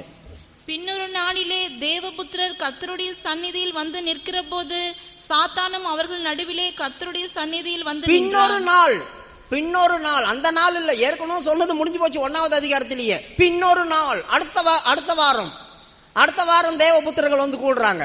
அப்ப சாத்தான் வந்து நடுவுல நிக்கிறான். எங்கேயோ ஓரமா கடைசியில அந்த பகுதியில இல்ல, 2 இடத்துலயும் சொல்றாங்க, நடுவுல வந்து நிக்கிறான். யோசித்து பாருங்க. அவன் லீவ் போட்டானா? சரி, ஒரு வாரம் தானே வந்தேன், அடுத்த வாரம் நம்ம எங்கன்னா சுத்த போவோம்னு போனானா? இல்லையே, அவன் கரெக்டா வந்து நிக்கிறானே. அவன் ஒரு நாள் லீவ் போடுறலையே, அவனுக்கு அந்த எண்ணம் இருக்குதே, அவங்க கூடுறதுக்கு முன்னால் நம்ம போய் நின்னுக்குவோம் அப்படி சொல்லி வந்து நிக்கிறானே. அவனுக்கே அவ்வளோ காரியம் இருந்துச்சுன்னா நம்ம பாருங்க, நம்ம எப்படி இருக்கோம் யோசித்து பாருங்க. அவனுக்கு நம்மளுக்கு என்ன வித்தியாசம் இருக்கு? அவனுக்கு எனக்கும் என்ன வித்தியாசம் இருக்கு? பேயை விட மோசமா போறேன் நான். பேயாவது தேவ சமூகத்துக்கு வந்துடுச்சு, பேயை விட மோசமா போயிட்டேன் நான். பேய் கூட வராம இல்லையே, நம்ம மேல குற்றம் சாட்டுறதுக்காகவே வரான் அவன். ஆனா நான் அதுவும் இல்லாம போயிட்டேனே, அது கூட இல்லாம போயிட்டேனே, எவ்வளவு கேவலம். சரி, தயவு செய்து மனம் திரும்புங்க. கிறிஸ்துவின் மேல உனக்கு என்ன அளவுக்கு அன்பு இருக்கு? நீ என்ன அன்பு கூறுற கிறிஸ்துவ மேல? அந்த அன்பு எப்படிப்பட்டதான அன்பு? ஆண்டவர் உன்னை பார்த்து நான் உனக்காக எல்லாம் செய்தேன், நீ எனக்காக என்ன செய்தாய் அப்படின்னாக்கா ஒரு வார்த்தையாவது சொல்லணுமே. ஆகவே தயவு செய்து ஆண்டவரே உன் மேல அன்பு கூறுகிறதான ஒரு இருதயத்தை எனக்கு தான், உன்னுடைய கல்வாரி அன்பை என் மேல ஊத்துங்க அப்படி சொல்லு. உன் இருதயத்தில் அந்த கல்வாரி அன்பு ஊத்தப்படும். கர்த்தர் வருகிறார். கர்த்தர் என்ன செய்கிறார்? வருகிறார். யோவானுடைய சுவிசேஷம் 7வது அதிகாரம் 49வது வசனம் வாசிங்க. வேதத்தை அறியாதவர்களாகி இந்த ஜனங்கள் சபிக்கப்பட்டவர்கள் என்றார்கள். அடுத்தது சபிக்கப்பட்ட நிலவரத்துக்குள்ள யாரு போறாங்கன்னா, வேதத்தை சரியான விதத்தில் அறியாத ஜனங்கள். நீங்க யாரு? கிறிஸ்தவங்க. கிறிஸ்தவங்க அப்படி சொன்னா என்னங்க அப்படி சொல்லி உங்களை யாராவது கேட்டாங்க வச்சுங்க, கிறிஸ்தவங்கன்னா கிறிஸ்தவங்க அப்படிதான் சொல்ல முடியும் உங்களால. கிறிஸ்தவங்கன்னா யாரு? கிறிஸ்தவங்க அவ்வளவுதான். எப்ப கிறிஸ்தவங்கன்னு பேர் வந்துச்சு? அப்போஸ்தலருடைய புஸ்தகம் 11வது அதிகாரத்துல 28வது வசனத்துல 26ல சொல்லியிருக்குது. அந்தியோக்கியா பட்டணத்துல 1 வருஷ காலமாய் அவர்கள் தேவனை குறித்து பிரசங்கம் பண்ணியும் அப்பம் விடுதலையும் ஒருமித்து ஐக்கியமா இருந்தாங்களாம். அப்பதான் முதல் கிறிஸ்தவர்கள் என்று பேரே வந்துச்சான். கிறிஸ்தவர்கள் என்று பேர் வந்துச்சான். 11:26 அவர்கள் 1 வருஷ காலமாய் சபையோட கூடியிருந்து அநேக ஜனங்களுக்கு உபதேசம் பண்ணினார்கள். முதல் அந்தியோகியாவிலே சீஷர்களுக்கு கிறிஸ்தவர்கள் என்கிற பேர் வழங்கிற்று. முதல் அப்பதான் கிறிஸ்தவர்கள். அதுக்கு முன்ன வரைக்கும் சீஷர்கள். அவங்க இயேசு கிறிஸ்துவுடைய சீடர்கள். கிறிஸ்தவர்கள் அப்படி சொன்னா இப்ப சீடர்கள் என்ற இடத்தை விட்டுட்டு கிறிஸ்தவர்களா மாறினாங்க. கிறிஸ்தவர்கள் ஏன் அங்க சொன்னாங்கன்னா, இயேசு கிறிஸ்து என்ன பேசினாரோ அதை இவங்க பேசுறாங்க. இயேசு கிறிஸ்து என்ன உபதேசித்தாரோ அதை இவங்க உபதேசிக்கிறாங்க. இயேசு கிறிஸ்து என்ன அடையாளங்களோ அற்புதங்களோ செய்தாங்களோ அதை இவங்களே செய்கிறாங்க. இயேசு போலயே எல்லாம் பண்றாங்க. அதுதான் இவங்க கிறிஸ்தவர்கள். ஒரு கிறிஸ்து இல்லை, இப்போ நிறைய கிறிஸ்தவங்க வந்துட்டாங்க. இயேசு பூமியில இருக்கிற வரைக்கும் கிறிஸ்து. அப்ப இந்த பூமியில நிறைய கிறிஸ்து வந்துட்டாங்க. அவரை மாதிரி எல்லாரும் பண்றாங்க, எல்லாரும் பேசுறாங்க. அதுதாங்க முதல் கிறிஸ்து. அப்ப வேதத்தை சரியான விதத்துல நம்ம அறியாம போனா கிறிஸ்தவங்கன்னு பேர் சொல்லிக்குவேன் தவிர யாரும் நம்மளை பார்த்து கிறிஸ்தவன் சொல்ல மாட்டான். இவெல்லாம் கிறிஸ்தவனா அப்படிதான் கேட்பாங்க. இவெல்லாம் கிறிஸ்தவலா? ஐயோ வாயை திறந்தா பேசுறா பாருங்க அக்கிரமா, ஐயோ ஐயோ ஐயோ ஐயோ சொல்றாங்க. சண்டை போடுறாங்க 7 ஊரு கேட்கற மாதிரி. இங்க வந்து சோத்திரம் பண்ணா இப்படி தலையாட்டி, இங்க வந்து சோத்திரம் போடுறதுக்கு தலையாட்டி இருப்பாங்க. வீட்டுல சண்டை போட்டா 10 வீட்டுக்கு அந்த பக்கம் கேட்கும். யார் கத்துறது? அந்த 10வது வீட்டுல கத்துறாங்க. அவங்க எப்பவுமே கத்தின்னு இருப்பாங்க. இவ்வளோ சத்தமா போன் பேசலாம், சொல்லுங்க சொல்லுங்க சொல்லுங்க. இங்க வந்து சோத்திரம் பண்ணுங்க பண்ணுவோம், மனசுக்குள்ள பண்ணிக்கிறோம். எங்க பண்ணாலும் கேட்கும் ஆண்டவருக்கு, அப்படி சொல்றாங்க. என்னதான் நடக்கும் யோசித்து பாருங்க. நீங்க என்னத்தை அன்பு கூறுறீங்க, என்னத்தை வேதத்தை கத்துக்கொள்றீங்க? வேதத்தை அறியாதவர்கள் சபிக்கப்பட்டவர். வேதத்தை சரியான விதத்தில் கத்துக்கொள்ளுங்க. வேதம் நம்முடைய இருதயத்தில் இருக்கணும், பிரமாணம் நம்முடைய இருதயத்தில் இருக்கணும். வேதத்தை பத்தி சரியான தெரியாம இருக்கக்கூடாது. யாராவது ஒரு கேள்வி கேட்கறாங்க அப்படின்னா அவங்களுக்கு டான பதில் சொல்லக்கூடியதான அளவுக்கு இருக்கணும். நான் என்னைக்கு கிறிஸ்தவனா மாறினோ அந்த நாள் முதல் கொண்டு 24 மணி நேரமும் பைபிள் படிச்சுட்டே இருப்பேன். எனக்கு அதான் வேலை. எத்தனை பேர் வந்து என்ன கேள்வி கேட்பான்? யெகோவா சாட்சிக்காரங்க வந்து கேட்பாங்க. யெகோவா சாட்சிக்காரங்க வந்தாங்க 7வது அதிகாரத்தில், மத்தேயு 7வது அதிகாரத்தில் 21வது வசனத்தையும் எடுத்து என்னிட்ட சொன்னாங்க, பரலோக ராஜ்யம் வந்து தேவ சித்தம் செய்கிறவங்களுக்கு தான் என்னை நோக்கி கர்த்தாவே கர்த்தாவே என்று சொல்கிறவங்க அதில் போக மாட்டாங்க. பிசாசை துரத்தணும், பிரசங்கம் பண்ணினோம், அது செய்தோம் இது செய்தோம்னு சொன்னாங்க. ஆனால் உங்களை நான் அறியேன் அக்கிரமம் செய்யக்காரன் இயேசு தாங்க சொன்னார். நீங்கள் இயேசுன்னு கூப்பிட்டுக்கிறீங்களே, தேவ சித்தம் செய்தா தான், பிதா தான் முக்கியம், இயேசு முக்கியம் இல்லைன்னு சொன்னாங்க. அப்போ பிதாவுடைய சித்தம் தான் என்ன? பிதாவுடைய சித்தம் என்ன? பிதா குமாரன் நொறுக்க சித்தம் கொண்டார். முதலாவது நீ நொறுக்கப்படணும். பிதா குமாரன் நொறுக்கினார். நீ யாருக்காக உபவாசம் போடுறன்னு அவனை கேட்டேன். நீ யாருக்காக போராடி ஜபிச்சு கண்ணீர் வடிக்கிறேன்னு கேட்டேன். நீ போய் எல்லாருக்கும் சுவிசேஷம் சொல்றாங்க, 2 பேராக போவாங்க, யெகோவா சாட்சிக்காரங்க எல்லாம் போறாங்க, எல்லாம் ஓகே. ஒரு வீட்டில் ஒரு பிரச்சனைனா நீ என்ன பண்ற? அவங்களுக்காக போராட்டியா? உன் ஜீவனை கொடுக்குறியா? அவங்களுக்காக நீ என்ன பண்ண? நாங்கள் ஜீவனை கொடுக்குறோம், மற்றவங்களுக்காக உபவாசம் பண்ணுறோம், எங்கள் ஆண்டவரை நாங்கள் கூப்பிடுறோம், எங்களுக்கு உதவி பண்ணுன்னு தான் கூப்பிடுறோமே தவிர ஆண்டவரே நீதான்னு சொல்லலை. எங்களுக்கு உதவி பண்ணு, இந்த பூமியில் நாங்கள் சில கிரிகைகளை பண்ணணும், அந்த கிரிகைகளுக்கு எங்களுக்கு உதவி பண்ணு, அதுக்கு தான் நாங்கள் கர்த்தரை கூப்பிடுறோம். கர்த்தாவே கர்த்தாவின்னு சொல்லி ஊரில் ஏமாத்தில யாரையும் வேஷம் போடலை. அப்படி சொன்னேன். எப்படி இருக்கும்? பிரதர் மிஷன்காரங்க வந்தாங்க, பரிசுத்தாவின் அபிஷேகமே அவங்களுக்கு கிடையாது, பரிசுத்தாவியும் இல்லை, 1ஆம் நூற்றாண்டிலே முடிஞ்சு போச்சு, அபிஷேகமும் இல்லை, ஒண்ணுமும் கிடையாது, அந்நிய பாஷை பேசுறவன் பேயின்ட்டான். அவன் எடுத்து கொடுத்தான். கொரிந்தியருடைய புஸ்தகம் 14வது அதிகாரம் 22வது வசனத்தை எடுத்து சொல்றான், அந்நிய பாஷை பேசுகிறவன் அவ்விசுவாசிக்கு அடையாளம்.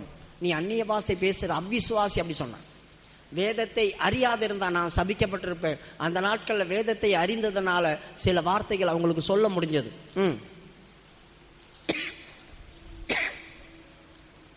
14வது அதிகாரம் 22வது வசனம் எடுங்கம்மா, யாருன்னா எடுத்து வாசிங்க. அப்படி இருக்க அந்நிய பாஷைகள் விசுவாசிகளுக்கு அடையாளமாயிராமல் அவிசுவாசிகளுக்கு அடையாளமாயிருக்கிறது. பாத்தீங்களா? அந்நிய பாஷை விசுவாசிகளுக்கு அடையாளம் இல்லாமல் அவிசுவாசிகளுக்கு அடையாளமா இருக்குது. அதனால நீ அந்நிய பாஷை பேசினா அவிசுவாசின்னு சொல்லிவிட்டான்.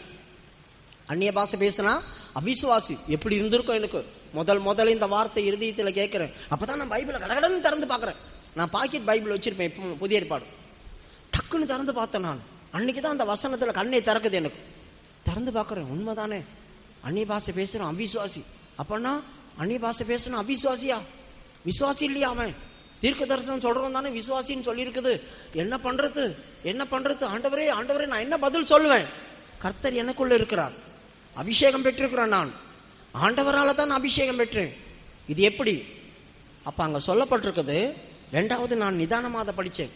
அந்நிய பாஷை பேசுகிறவன் அவிசுவாசிக்கு அடையாளமா இருக்கிறான், தீர்க்க தரிசனம் சொல்லுகிறவனோ விசுவாசிக்கு அடையாளமா இருக்கிறான். இப்போ நான் அவனை உட்கார வச்சுட்டு சொன்னேன், இப்போ நான் என் வீட்டில் கத்தி அந்நிய பாஷை பேசி ஆவியில் நிரம்புறேன். நீங்கள் 2 பேரும் போறீங்க. நீங்கள் 2 பேரும் போகும்போது அந்த இன்னொருத்தர் உங்களை பார்த்து கேட்குறார், அந்த வீட்டில் என்ன சத்தம், நீங்கள் என்ன சொல்லுவீங்கன்னு கேட்டேன். நான் அவங்க பெந்தகோஸ்து அல்லோலியாக்காரங்க அப்படி தான் அந்நிய பாஷை பேசி கத்தம் போடுவாங்க. யார் இப்போ அவிசுவாசி? நீ தான் அவிசுவாசி. உனக்கு அடையாளமாக கர்த்தர் எனக்கு அபிஷேகத்தையும் அந்நிய பாஷையும் தந்திருக்கிறார். நான் அந்நிய பாஷை பேசுறதுனால உனக்கு அடையாளமாக இருக்கு நான் அல்லோலியாக்காரன்ட்டு. நீ தாண்டா அவிசுவாசி, நான் விசுவாசி அப்படி சொன்னேன். இப்போ நான் தீர்க்க தரிசனம் சொல்றேன். அது புதுசா உள்ள யாராவது வரவங்களுக்கு புரியாது, அவங்களுக்கு விளங்காது. ஆனா விசுவாசிகளோ கர்த்தர் பேசுறாருன்னு கண்ணை மூடுவாங்க. விசுவாசிகள் என்ன செய்வாங்க? கர்த்தர் பேசுறாருன்னு கண்ணை மூடுவாங்க. அவங்களுக்கு தெரியும் இது கர்த்தர் பேசுறார். அப்போ விசுவாசிகள் தீர்க்க தரிசனம் விசுவாசிகளுக்கு அடையாளமா இருக்குது, கர்த்தர் பேசுறாருன்னு. அது அவிசுவாசிகளுக்கு அடையாளமா இல்லை. ஆனா நான் அந்நிய பாஷை பேசுறது அவங்களுக்கு தெரியும், இவன் பெந்தகோஸ்துக்காரன், இவன் இப்படித்தான் கத்துவான். அப்ப ரோட்ல போறவன் அத்தனை பேருக்கும் கர்த்தர் என்ன அடையாளமா வச்சிருக்கிறார். அதுக்கு தான் இந்த வேதத்தை நான் தெரியாம இருந்தேன்னா எவனா கேட்டு ஆமாம்ல உண்மைதான்ல, நான் அவிசுவாசி, இவ்வளோ நாளாக அவிசுவாசியா இருந்துட்டேனே, அந்நிய பாஷை பேசினேன், அசுத்தாவி உள்ள வந்துடுச்சு, ஆண்டவருடைய காரியத்தை விட்டு பிரிஞ்சு சபிக்கப்பட்டவங்களா போயிடும். வேதத்தை அறியாத இவர்கள் சபிக்கப்பட்டவர்கள். ஒவ்வொரு நாளும் வேதத்தை படிச்சு படிச்சு ஆராய்ஞ்சி என்னத்தை சொல்லி இருக்குது, எதனால சொல்லி இருக்குது, ஏன் சொல்லி இருக்கிறாங்க, இந்த காரியத்தை நீ அறிந்து கொள். அப்போ உன்னை யாராவது வந்து கேள்வி கேட்டா அவங்களுக்கு அந்த நேரத்திலேயே வேத வசனத்தின் ஆதாரத்தோட பதில் சொல்வேன். வேத வசனத்தின் ஆதாரத்தோட. இல்லைன்னா பேக் பேக் பேக் பேக் பேக்னு முழிக்க வேண்டியதான். நான் போய் எங்கள் ஊழியக்காரங்களை கேட்டுட்டு வரேன். அப்போ நீ எதுக்கு பைபிள் படிக்கிற, நீ எதுக்கு இவ்வளோ நாளாக விசுவாசியாக இருக்கிற, எங்கள் அக்கா கிட்ட போய் கேட்குறேன், எங்கள் அண்ணங்கிட்ட போய் கேட்குறேன், சொல்லாத தயவு செய்து. நீயே அந்த நேரத்தில் ஜபி, அந்த கொஞ்ச நேரத்தில் ஜபி. ஆண்டவரே எனக்கு ஞானந்தா, நான் உனக்கு போதித்து நீ நடக்க வேண்டிய வழியை உண்மை காட்டுவேன், உன்மேல் கண்ணை வைத்து நான் உனக்கு ஆலோசனை சொல்வேன். இதெல்லாம் என் இருதயத்துக்குள்ள அப்படி எழுதி வச்சிருக்கேன். நான் ஆண்டவரையே கண்ணை முடிக்குவேன், எனக்கு நீ தான் ஆலோசனை சொல்லணும். இவங்க என்னை பைத்தியக்காரனாக பார்க்குறானுங்க, இவங்களை நான் பைத்தியக்காரன் ஆக்கி அனுப்பணும். உடனே கர்த்தர் எனக்கு அந்த வசனத்தின் அதிலிருந்தே எடுத்து கொடுப்பார். நான் மேலேயும் படிப்பேன் கீழேயும் படிப்பேன். டக்குன்னு எதனால் அந்த வசனம் சொல்லியிருக்குது, ஏன் சொல்லியிருக்குது, உடனடியே அவங்களுக்கு பதில் சொல்லி கொடுத்து அவங்க சொன்ன வாயிலே அவங்க வாய் அடைச்சி அமைச்சிடுவேன். எத்தனை பேர் உலகத்தில் இருக்கிறாங்க வேதத்தை சரியான விதத்தில் சபிக்கப்பட்டவர்களாய். வேதத்தை சரியான நிலவரத்தில் நாம் அறிந்து கொள்ளணும். தேர்ன புருஷராய் மாறுவோம். உபதேசத்தினால் உங்களை அலங்கரித்துக் கொள்ளுங்க, கர்த்தருடைய வசனத்தினால் உங்களை அலங்கரித்துக் கொள்ளுங்க. உங்களை நீ அலங்கரித்துக்கொள். வேத வாக்கியம் தான் உனக்கு ஜீவன். ஆண்டவர் சொன்னார், மனுஷன் அப்பத்தினால மாத்திரமல்ல தேவனுடைய வாயிலிருந்து புறப்படுகிற வார்த்தையினால மனுஷன் பிழைக்கிறான். உன் ஆத்மாவே தேவனுடைய ஜீவனுள்ள வார்த்தையில தான் பிழைக்குது. அந்த வார்த்தையில நிலைச்சி நில். அந்த வார்த்தையை அறிகிற அறிவில் வந்து கொள். பவுல் சொல்லுகிறான், கர்த்தரை அறிகிற அறிவில் என் லாபமானவைகளை நான் நஷ்டமாகவும் குப்பமாகவும் எண்ணிட்டேன். தேவனை அறிகிற அறிவு. கர்த்தர் எப்படிப்பட்டவர், வேத வாக்கியம் எப்படிப்பட்டது, அவர் வார்த்தை, அந்த வார்த்தை தான் இயேசு கிறிஸ்து. அவரை அறியும் போது இந்த வார்த்தையை நான் அறிந்து கொள்வேன். அப்போ எனக்கு லாபமானதெல்லாம் குப்பை, நஷ்டம் நஷ்டம் நஷ்டம் நஷ்டம் நஷ்டம் எல்லாத்தையும் இழந்து தான் இதை அவன் பெற்றான். இந்த பொக்கிஷத்தை இந்த மண்பாண்டத்தில் பெற்றிருக்கிறேன்னு கொரிந்தியர்ல சொல்றான். 2 கொரிந்தியருடைய புஸ்தகத்துல இந்த பொக்கிஷத்தை இந்த மண்பாண்டத்தில் நான் பெற்றிருக்கிறேன். 4வது அதிகாரம் 6வது 7வது வசனத்தில் இருக்கும். 2 கொரிந்தியர் 4வது அதிகாரம் 7வது வசனம். இந்த மகத்துவமுள்ள வல்லமை எங்களால் உண்டாயிராமல் தேவனால் உண்டாயிருக்கிறது என்று விளங்கும்படி இந்த பொக்கிஷத்தை மண்பாண்டங்களில் பெற்றிருக்கிறோம். இந்த பொக்கிஷம் சொல்றானே, எந்த பொக்கிஷத்தை? மேல இருக்கிற வசனம் வாசிங்க.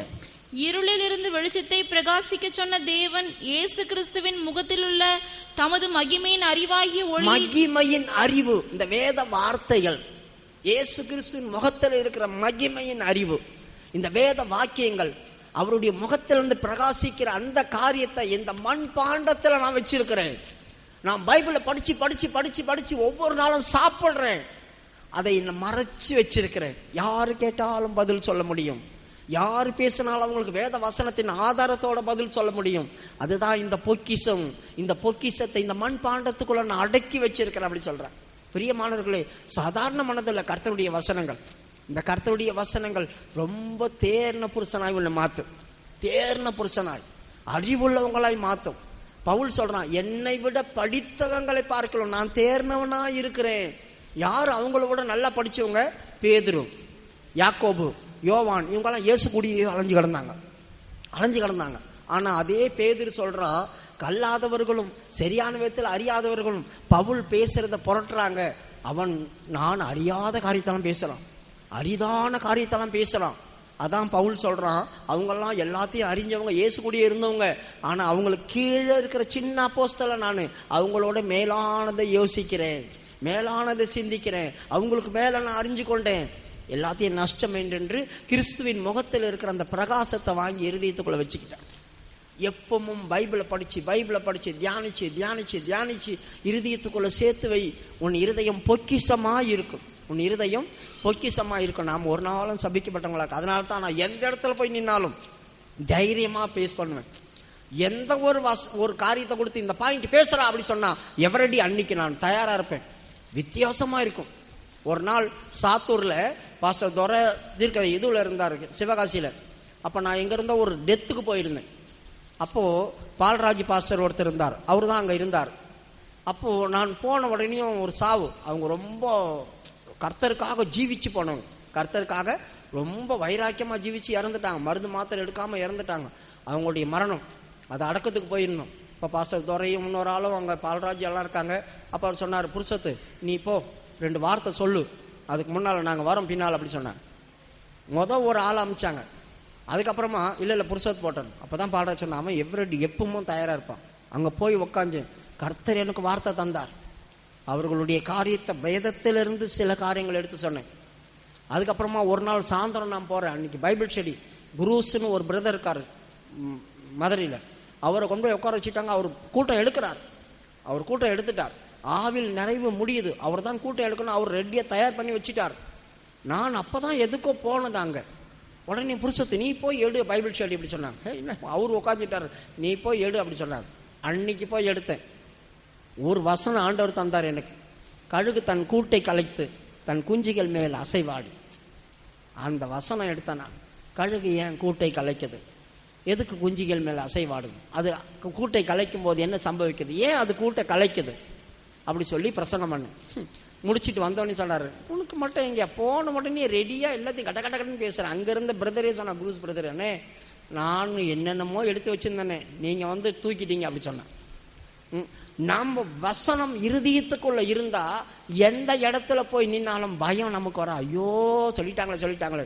இப்போ நான் டாக்டர் வச்சுங்க, டாக்டர் MBBS படிச்சுட்டு வந்துட்டேன். இப்போ ஒருத்தர் ஐயோ வயிறு வலிங்க ஐயோ வயிறு வலின்னு வந்துட்டானே நான் என்ன பண்ணுவேன். அதுக்கு தானே படிச்சு ட்ரைனிங் எடுத்துட்டு வந்திருக்கிறோம். வயிறு வலி தானே, வா இந்த மெடிசன் கொடுத்தா இவனுக்கு சரியாயிடும், இந்த இன்ஜெக்ஷன் போட்டால் இவனுக்கு சரியாயிடும், சலுக்குன்னு குத்தனா சலுக்குன்னு சரியாயிடும் போகுது. ஐயோ வயிறு வலி வந்துட்டானே, தலைவலி வந்துட்டானே, நான் பாட்டு கத்திட்டு இருந்தேன்னா படிச்சுட்டு அதுக்கு தானே.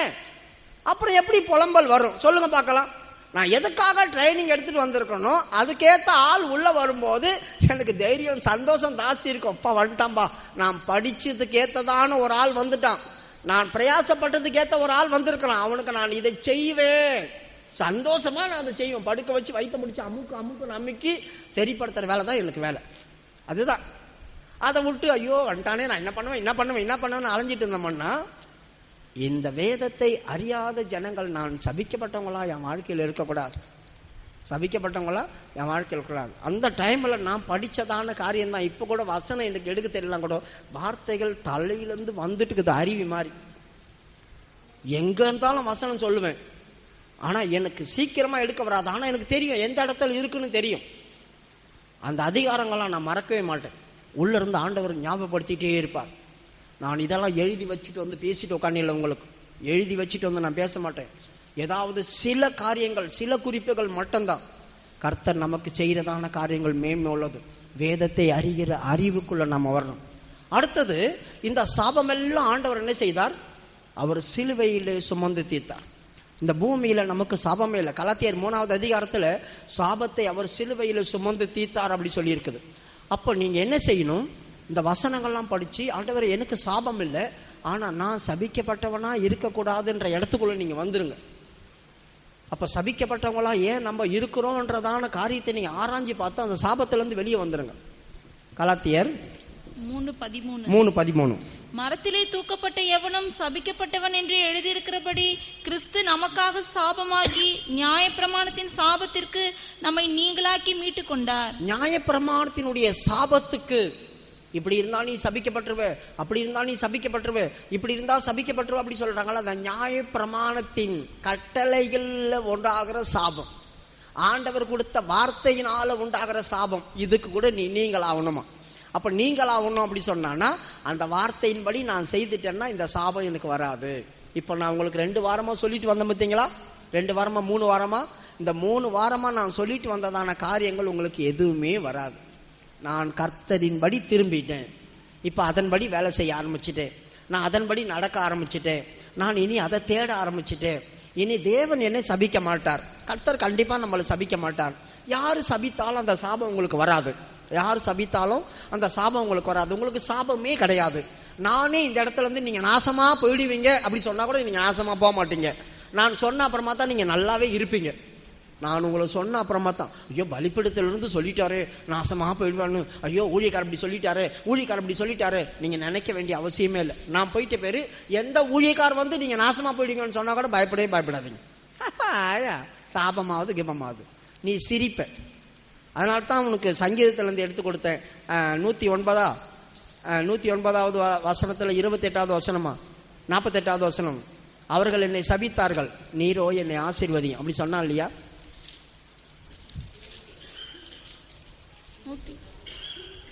109:28. அவர்கள் சபித்தாலும் நீர் ஆசீர்வதியும், அவர்கள் எழும்பினாலும் வெட்கப்பட்டு போவார்களாக, உமது அடியேனோ மகிழ கடவன். 109:28 சங்கீதம். அவர்கள் என்னை சபித்தார்கள், நீர் என்னை ஆசீர்வதி.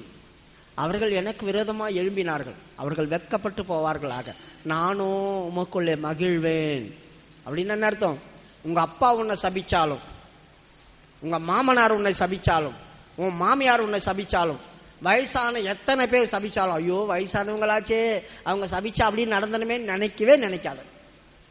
வயசானவங்க சபிச்சாலும் சரி, வயசு இல்லாதவங்க சபிச்சாலும் சரி, உலகத்துல யார் உன்னை சபிச்சாலும் அந்த சாபம் உனக்கு வரவே வராது. அவர்கள் என்னை சபித்தார்கள், நீர் என்னை ஆசீர்வதி. ஊழியக்காரங்க சபிச்சிட்டாங்களே, சபிச்சுட்டு போட்டோம், நீ சிரிச்சுக்கிட்டே போ. ஏன்னா நானும் கர்த்தருக்குள் மகிழ்வேன். அவங்க திட்டும் போது, அவங்க சபிக்கும் போது நீ அவங்களுக்கு முன்னால சிரிச்சு பாரு, வயிறு எரியும் அவங்களுக்கு. நானே உங்களை திட்டி சபிக்கிறேன்னு வைங்க, நீங்க சிரிச்சு பார்த்தீங்கன்னா எப்படி இருக்கும்? எனக்கு நானே கல்லெடுத்து வயிற்றுல குத்திக்கிற மாதிரி இருக்கும், கோபம் ஜாஸ்தி வரும். அப்ப யாருக்கு வேதனை? நீங்க சந்தோஷமா தான் இருக்கிறீங்க, எனக்கு தான் கோபம் ஜாஸ்தி வருது, எனக்கு தான் பிளட் பிரஷர் ஏறும், எனக்கு தான் வேதனை ஜாஸ்தி ஆகும். நானே என்ன வேதனைப்படுத்திக்கிறேன் உங்களை கோவப்பட்டு திட்டி. ஆனா நீங்க திட்டுங்க அப்படி சொல்லிட்டு இருப்பீங்க. திட்டி எனக்கு தான் கஷ்டம், உங்களுக்கு ஒரு கஷ்டமும் வராது. அதை புரிஞ்சுங்க. உங்களை எந்த அளவுக்கு நான் திட்டனோ அந்த அளவுக்கு எனக்கு தான் வேதனை ஜாஸ்தி ஆகும், உங்களுக்கு ஒன்றும் வராது. நீங்க சிரிச்சுக்கிட்டே போங்க. அப்படிதான் சொல்றான். நானும் கிறிஸ்துவுக்குள் மகிழ்வேன், ஆண்டவருக்குள்ள நான் மகிழ்ச்சியா இருப்பேன். அதுதான் அவங்க சபிக்கிறாங்க, நான் சிரிப்பேன். நீங்க யாராவது உங்களை திட்டும் போது அவங்களுக்கு முன்னால போய் சிரிச்சு பாருங்க, அவங்க கெதி என்ன ஆகுதுன்னு நீங்க பாருங்க. நீங்க டெஸ்ட் பண்ணி பாருங்களேன். வீட்டில் போய் உங்களை யாராவது திட்டுறாங்க, உங்க ஆபீசர் திட்டுறாங்க, உங்க வேலை மேல திட்டுறாங்கன்னா சிரிச்சு பாருங்க. என்ன என் சூடு சோறன எல்லாமே சிரிக்கிறேன், இவ்வளவு திட்டுறேன், இப்படி திட்டுறேன் சிரிக்கிறியா அப்படி கேட்பாங்க. அப்பயும் சிரிங்க. செக் வெளியே உன்னெல்லாம் திட்டி என்ன பிரயோஜனம்? அவனை வெளியே அனுப்பிச்சிடுவான். ஆனா அவனுக்கு உள்ள மண்டை குழம்பிடும், உண்மையா இருக்க முடியாது, கடுப்பு ஏறும், வேதனை பெருகும், அவனுக்கு தான் ரத்த ஓட்டம் ஜாஸ்தி ஆயிடும். நம்மளால அவன் தான் வியாதிப்படுவானே தவிர நம்ம வியாதிப்பட. மகிழ்ச்சியா இருப்பதே என் பலன், நீ போய் வேலை செய்துட்டே இருப்ப. அந்த இடத்துக்குள்ளவா சாபம் நமக்குள்ள இல்லை. இப்போ அடுத்த பாயிண்ட்டுக்கு வருவோம், முடிய போற நேரம். இப்பதான் அடுத்த பாயிண்ட். நீ சாபத்தை பத்தி பேச வேணாம், எல்லாம் முடிஞ்சு போச்சு. அடுத்த பாயிண்ட் என்ன? ஆண்டவர் சொல்றார், கண்மலையின் உச்சியில் இருந்த நான் அவர்களை பார்க்கிறேன், அவர்கள் ஜாதிகளோடு கலவாதவர்கள். ஏன் ஆண்டவர் கூட அவங்கள சபிக்க மாட்டார்? ஏன் கர்த்தர் அவங்கள வெறுக்க மாட்டார் அப்படி சொன்னா, அவர்கள் ஜாதிகளோடு கலவாதவர்கள். 9வது வசனம், என்னாகாமோ 23வது அதிகாரம் 9வது வசனம். கண்மலை உச்சியிலிருந்து நான் அவனை கண்டு குன்றுகளில் இருந்து அவனை பார்க்கிறேன், அந்த ஜனங்கள் ஜாதிகளோட கலவாமல் தனியே வாசமாய் இருப்பார்கள். கண்மலையின் உச்சியில இருந்து ஆண்டவர் பார்க்கிறாராம். கண்மலையின் சொல்றது என்ன? ஒரு முறை மோசே ஆண்டவரை நான் பார்க்கணும் அப்படி சொல்லுவான், நான் போய் பார்க்கணும். அப்போ ஆண்டவர் சொல்றார், என்னிடத்துல ஒரு இடம் இருக்கு, அந்த கண்மலையின் வெடிப்புல வந்து நில்லு அப்படி சொல்றார். அப்ப என்னிடத்துல ஒரு இடம் உண்டு அப்படின்னு ஆண்டவர் சொல்றாரு. அதுதான் கண்மலை. அந்த கண்மலை தான் கிறிஸ்து. அப்போ கண்மலையின் உச்சியில் இருந்து நான் அவர்களை பார்க்கிறேன்னு பிதா தான் சொன்னாரு. அப்ப கண்மலையின் உச்சிலன்னா இயேசு கிறிஸ்துவுடைய பார்வையிலிருந்து நான் பார்க்கிறேன். அப்பனா இவங்களை நான் அப்படி அடிக்கிறது சத்துருவை சிநேகிக்கும் தானே இயேசு சொன்னார். உன்னை பகைக்கிறவர்கள் ஆசீர்வதின்னு தான் அவர் சொன்னார். அப்ப கன்மலையின் உச்சியிலிருந்து நான் அவர்களை பார்க்கிறேன்னு சொன்னா இயேசு உனக்குள்ள இருந்து உன்னை பார்க்கிறார். அப்ப உன்னை பார்க்கறது பிதாவா இருந்தாலும் இயேசுவின் பார்வையில வருகிறதுனால இரக்கம் கிடைக்கும், உனக்கு பயங்கரமான இரக்கம் கிடைக்கும். அப்போ அவள மோசே போய் அங்க நின்னான். மோசே போய் அந்த கன்மலையின் வெடிப்புல நின்னான். ஆண்டவர் கடந்து போனார். என் முகத்தை நீ பார்க்க முடியாது, அதனால முகத்தை பார்த்தவங்க யாரும் உயிரோடு இருக்க முடியாது, என் பின் சாயலை நீ பார் அப்படி சொன்னான். அவர் கடந்து போயிட்டார். பின் சாயலை தான் பார்த்தான். கர்த்தர் கர்த்தர் கர்த்தர் பரிசுத்தர் பரிசுத்தர் 1000 தலைமுறைக்கு இரக்கம் செய்கிறவர் ஆண்டவரேன்னு கத்திட்டான், பயந்துட்டான். 1000 தலைமுறைக்கும் இரக்கம் செய்கிறவர் ஆண்டவரே, பயமா இருக்குது. உடனே கர்த்தருடைய கரம் வந்து அவனை அப்படியே மூடி மறைச்சிடுச்சு. பின் சாயலை பார்த்தான். வேதத்துல வாசிக்கிறோம், முகமுகமாய் பார்த்து இயேசு கிறிஸ்து தேவனோடு மோசே பேசினான், நான் அவனை முகமுகமாய் பேசினேன் அப்படி சொன்னா. இந்த பின் சாயலை பார்த்த கத்தனான முகமுகமா எப்ப பேசினார்? அந்த சீனாய் மலையில போனது உண்மைதான். ஆனா அந்த சீனாய் மலையில காரிருள் நிரம்பி இருந்தது. காரிருள் நிரம்பி இருந்தது. ஆள் பக்கத்தில் இருந்தா கூட அந்த காரிருள் தான் பாதுகாப்பு. அந்த காரிருள் பாதுகாப்பு. அதனால்தான் சங்கீதம் 27 அவர் என்னை சூழ அந்த காரிருள் கூடாரம் போட்டார். காரிருள் அவரை சூழ கூடாரம் போட்டது, கரும்புணல்களை கூடாரமாக்கி கொண்டார். 18வது அதிகாரம், சங்கீதம் 18வது அதிகாரம் 8வது வசனமா 9வது வசனம். 9வது வசனத்துல என் பாதத்தின் கீழ் காரிருள் இருந்தது, கரும்புணங்களை கூடாரமாக்கினார். 10வது வசனம் 11வது வசனம் 11, 18, 11. இருளை தமக்கு மறைவிடமாக்கினார். இருளை மறைவிடமாக்கிட்டார். அப்ப இருள்ல இருக்கிற போது 2 பேர் நம்ம இருளுக்குள்ள இருக்கிறோம், 2 பேரும் இருட்டுக்குள்ள இருக்கிறோம். முன்னால ஆள் இருக்கிறது தெரியும், என் முன்னால இருந்துதான் பேசுறாங்க, ஆனா அவரை பார்க்க முடியாது, அவரை பார்க்க முடியாது. ஆனா இருட்டுக்குள்ள 2 பேரும் இருக்கிறோம், முகமுகமா பேசிக்குவோம், ஆனா ஆளை பார்க்க முடியாது. இருளை தனக்கு மறைவிடமாக்கி கொண்டார். கரும்புணல்களையும் ஆகாயத்து கார் மேகங்களையும் தம்மை சூழ கூடாரமாக்கினார். பாத்தீங்களா? தம்மை சூழ அவரை சுத்திக்க வச்சுக்கிட்டார். ஏன்னா நம்ம அப்படியே பார்த்தா செத்து போயிடுவோம். நமக்காக அவரை பாதுகாப்புக்குள்ள மாத்திக்கிட்டார். அப்போ இருட்டுக்குள்ள இருந்துதான் முகமுகமா பேசினான். அவன் பின் சாயலை பார்த்ததே கத்தனான். அப்ப இந்த கன்மலை யாரு? கிறிஸ்து. கண்மலையிலிருந்து கண்மலை அடி, அதுல தண்ணி வரும், கண்மலையை பார்த்து பேசு, அதுல தண்ணி கொடுப்பார்னு ஆண்டவர் சொன்னார். இந்த கண்மலை கண்மலை கண்மலைன்னு வர்றதெல்லாம் இயேசு கிறிஸ்து. உன்னை ஜெனிப்பித்த கண்மலையை நீ உதைத்தாய். உன்னை ஜெனிப்பித்த கண்மலை. கண்மலை எப்படி என்னை பெத்தெடுக்கும்? ஆனா உன்னை ஜெனிப்பித்த கண்மலை அப்படி சொல்லியிருக்கு இல்லையா? இந்த கண்மலை இயேசு கிறிஸ்து. அவர்களோடு பின் சென்று வந்த அந்த கண்மலை, அவர்கள் தாகம் தீர்த்த கண்மலை, அந்த கண்மலை கிறிஸ்துவேன்னு பவுல் சொல்றான்.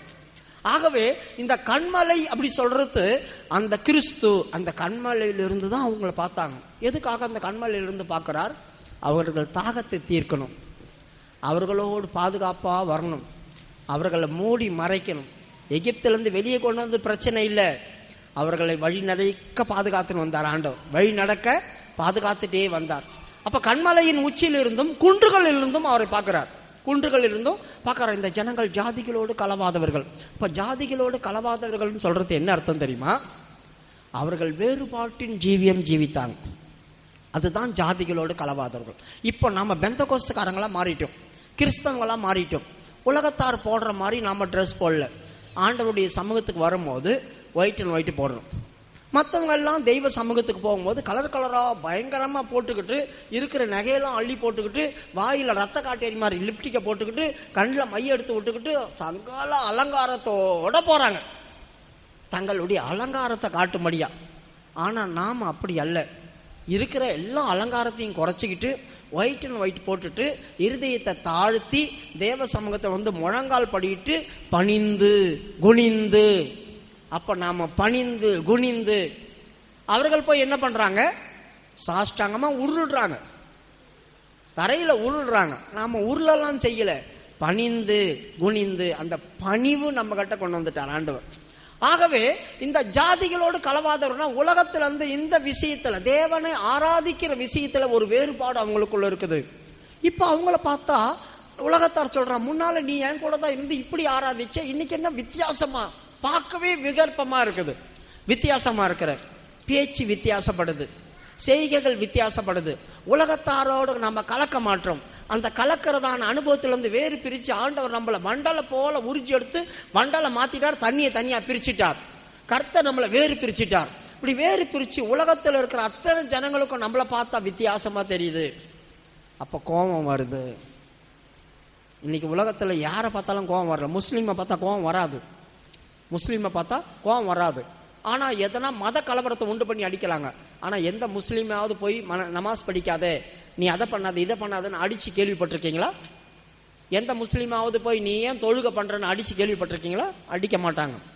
கிறிஸ்தவங்களை மாத்திரம்தான் அடிக்கிறானுங்க, கிறிஸ்தவங்களை மாத்திரம்தான் கொல்றாங்க, கிறிஸ்தவங்களை மாத்திரம்தான் நீ ஆராதிக்கன்னு சொல்றாங்க. காரணம் என்ன? அவங்களெல்லாம் விட்டுறாங்க, நம்மளை மட்டும் ஏன் பிடிக்கிறாங்க? உலகத்திலிருந்து வேறு பிரிஞ்சு ஜீவிக்கிறோம். ஒரு முஸ்லீம் கூட உலகத்தோடு சம்பந்தப்பட்டு ஜீவிப்பான். ஆடம்பரம், அவன் உலகத்துல என்ன நடக்குதோ அதே அவன் பண்ணுவான், 3 வேளை தொழுவான், அவ்வளவுதான். ஆனா நாம் அப்படி இல்லை, உலகத்திலிருந்தே வேறு பிரிகிறோம், உலகத்திலிருந்தே வேறு பிரிகிறோம். நம்முடைய நடை உடைகள், ஆராதனைகள், ஆண்டவர் ஆராதிக்கிறது, மற்றவங்களுக்கு உதவி செய்யறதான பணிவுகள், இரக்க குணம் எல்லாமே வித்தியாசப்படுது. இது ஆரம்ப நாட்கள்லயே யூதர்களுக்குள்ள இருந்துச்சு, இப்பையும் நமக்குள்ள ஆண்டவர் வச்சிருக்கிறார். இதை பார்க்கும்போது வெறி கிளம்புது, அந்த நாட்கள்லையும் இந்த நாட்கள்லையும். எஸ்தருடைய புஸ்தகம் 3வது அதிகாரம் 8வது வசனம் வாசிக்கும் போது ஆமான் போய் அகாசுவர்கிட்ட சொல்றான், ராஜாவே, நம்முடைய தேசம் 127 தேசம், அது 127 நாட்டிலையும் ஒரு கூட்ட ஜனங்கள் சிதறி பரம்பி இருக்கிறாங்க. அவங்க மொத்தமா இல்ல, அங்கங்க கொஞ்சம் கொஞ்சமா இருக்கிறாங்க. ஆனா அவங்க ராஜாவுடைய சட்ட திட்டங்களை கை கொள்றது இல்ல, நமக்கு ஏத்த மாதிரி நடக்க மாட்டாங்க, நமக்கு ஏத்த மாதிரியே இருக்க மாட்டாங்க. அவங்களுடைய நடைகள், உடைகள், பேச்சு எல்லாம் விபர்ப்பமா வித்தியாசமா இருக்கு. ராஜா அவங்களை இப்படி விட்டு வைக்க கூடாது, அவங்களை அழிக்கணும், சட்டம் போடு அப்படி சொல்றான். அவங்களை அழிக்கணும், சட்டம் போடு அப்படின்றான்.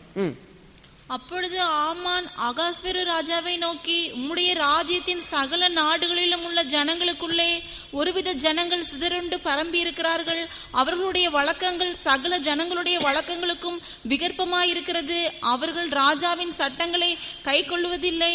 ஆகையால் அவர்களை இப்படி விடுகிறது ராஜாவுக்கு நியாயம் அல்ல. பாத்தீங்களா, இப்படி விட்டு வைக்கிறது ராஜாவுக்கு நியாயம் அல்ல. இந்த உலகத்தின் அதிபதி நம்ம மேல கோபம் உண்டாகும், இந்த உலகத்தின் அதிபதி நம்ம மேல எரிச்சல் உண்டாகும்.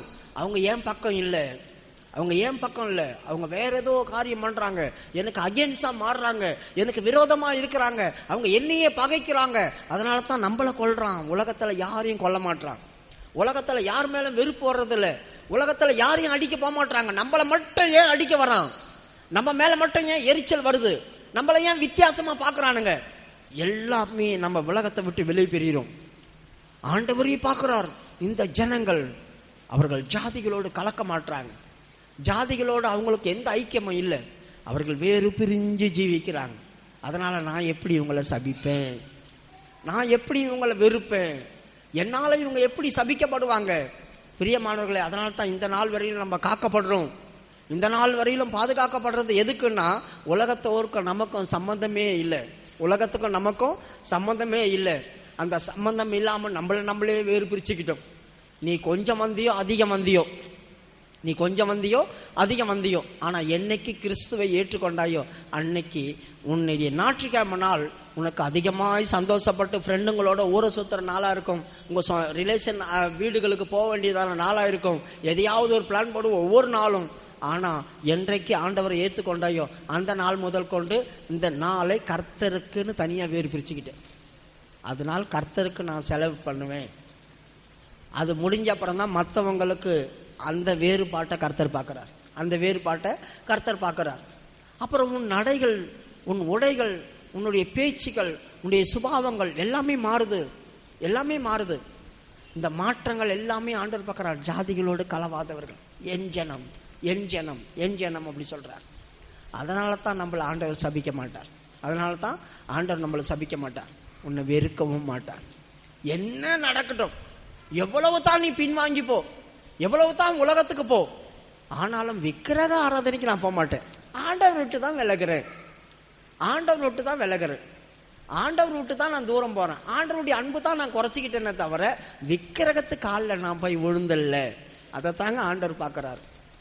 இளையகுமாரன் தகப்பன் வீட்டை விட்டு தான் வெளியே போனான், தகப்பனை விட்டு வெளியே போயிடல. தகப்பனை விட்டுட்டு வேற ஒரு அப்பாவை போய் அப்பான்னு அவன் கூப்பிட்டு இல்லை, தகப்பனை விட்டு வெளியே போனான். அவன் செலவு பண்ணான், தாறுமாறா திரிஞ்சான். ஆனா திரும்பி என் தகப்பன் வீட்டுக்கு போகணும் அப்படின்ற ஞாபகம் இருக்கு. அவன் தகப்பனை விட்டுட்டு அவன் பிரியவே இல்லை. சரீரம் தான் பிரிஞ்சது, மனதுல என் தகப்பன் அவர் தான், என் தகப்பன் வீட்டுக்கு போகணும். அதனால தான் கூப்பிட்டு விருந்து பண்றாரு. அவனுக்கு மோதிரம் போட்டது, ட்ரெஸ் போட்டது எல்லாமே அதனால தான். ஏன்னா அவன் ஜாதிகளோடு கலக்கல, அவன் போய் எதை விக்கிரகாராதனை பண்ணல. என் மகன் மரித்தான், இதோ உயிரோட வந்துட்டான், நான் தான் அவனுக்கு மகன், அவன் தான் எனக்கு மகன், அவனுக்கு நான் அப்பா. அந்த அப்பாவை நீ விட்டு கொடுக்கல. இன்னைக்கு யார் சபிக்கப்பட்ட நிலவரத்துக்குள்ள போவா? யாருக்கு சாபம் உண்டாகும்? ஆண்டருக்குள்ள நல்லா இருந்து மறுபடியும் விக்கிரகாராதனைக்கு போயிடுறாங்க. பார்த்தீங்களா? தெய்வத்தை காரி துப்பிட்டு தெய்வத்தை மறுதளிச்சுட்டு போய் விக்கிரகாராதனை பண்ண போறாங்களே, அவங்களுக்கு தாங்க சாபமும் நரகமும். உனக்கு இல்லை, உனக்கு இல்லை. நான் பின்வாங்கி போயிட்டேன், ஆனால் ஆண்டவரை மறக்கலை. நிறைய பேர் அப்படி இருப்பாங்க, தேவ சமூகத்தை சரியா இது பண்ண மாட்டாங்க, ஆனால் விக்கிரகத்தை காலில் போய் விழல. அந்த நாகமான்னு சொல்றான் பார்த்தீங்களா? நான் எங்கள் ஊருக்கு போகிறேன், ஆனால் ஒரு காரியம் ராஜாவுக்கு கைலாக கொடுக்க வேண்டியது இருக்கும். அவன் அந்த பாகால் கோயிலுக்கு போவான், அவன் கையெடுக்கும் போது நானும் கையெடுக்கணும். அப்போ இல்லைன்னா என் தலை போயிடும். அதுக்கு என் தேவனும் நீங்களும் எனக்கு மன்னிக்கணும் அப்படின்னு சொல்ல. நான் மனப்பூர்வமாக ஆராதிக்கலை, அவன் நிமித்தம் தான் அப்படி பண்ண வேண்டியது இருக்குது. நான் அந்த கடவுளை வணங்க மாட்டேன், ராஜாவுக்காக தான் நான் கையெடுக்கிறேன். அதை தேவனும் புரிஞ்சுக்கிட்டார், தீர்க்கதரிசியும் புரிஞ்சுக்கிட்டான். அதனால போ, உனக்கு மன்னிக்கப்படும் சொல்லிட்டான். உலகத்தில் நீ தேவனை விட்டு பிரிஞ்சு விக்கிரகத்தை பின்பற்றிட்ட அப்படின்னா தான் நம்ம கடவுளை விட்டு வெளியே போயிட்டோம், ஜாதிகளோடு கலந்துட்டோம். அது வரைக்கும் உன் வாழ்க்கையில் எந்த பிரச்சனை இருந்தாலும் ஒன்றும் இல்லை. இப்போ நான் ஒரு காரியம் உங்களுக்கு சொல்லி முடிக்கிறேன். ஏன் மரணம்?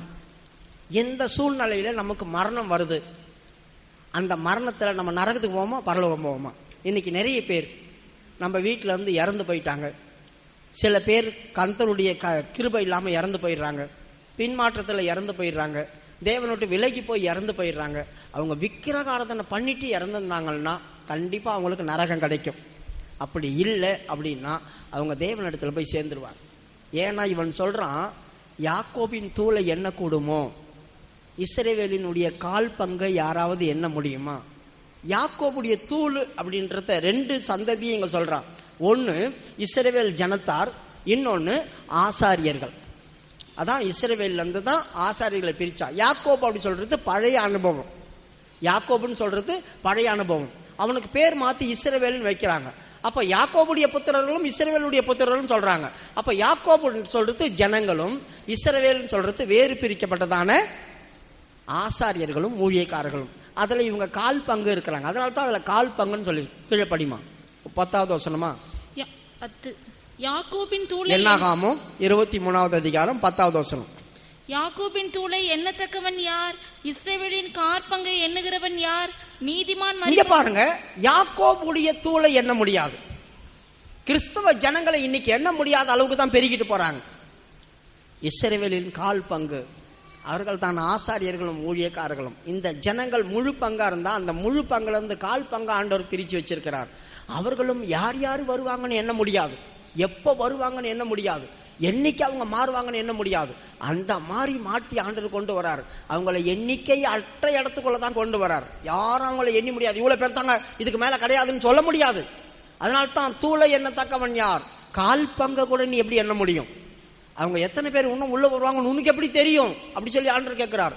இப்படி சொல்லிட்டு யாக்கோபு மரிக்கிறது போல நானும் மரிப்பேன், நீதிமான் மரிக்கிறது போல நான் மரிப்பேன் ஆகன்னு அவன் மரணத்தை யாக்கோபுடைய குடும்பத்தோட கொண்டு வந்து சேர்க்கிறான். படி. நீதிமான் மரிப்பது போல் நான் மரிப்பேனாக. நீதிமான் மரிப்பது போல நான் மரிப்பேனாக அப்படி சொல்றான் இல்லையா? அந்த நீதி என்ன?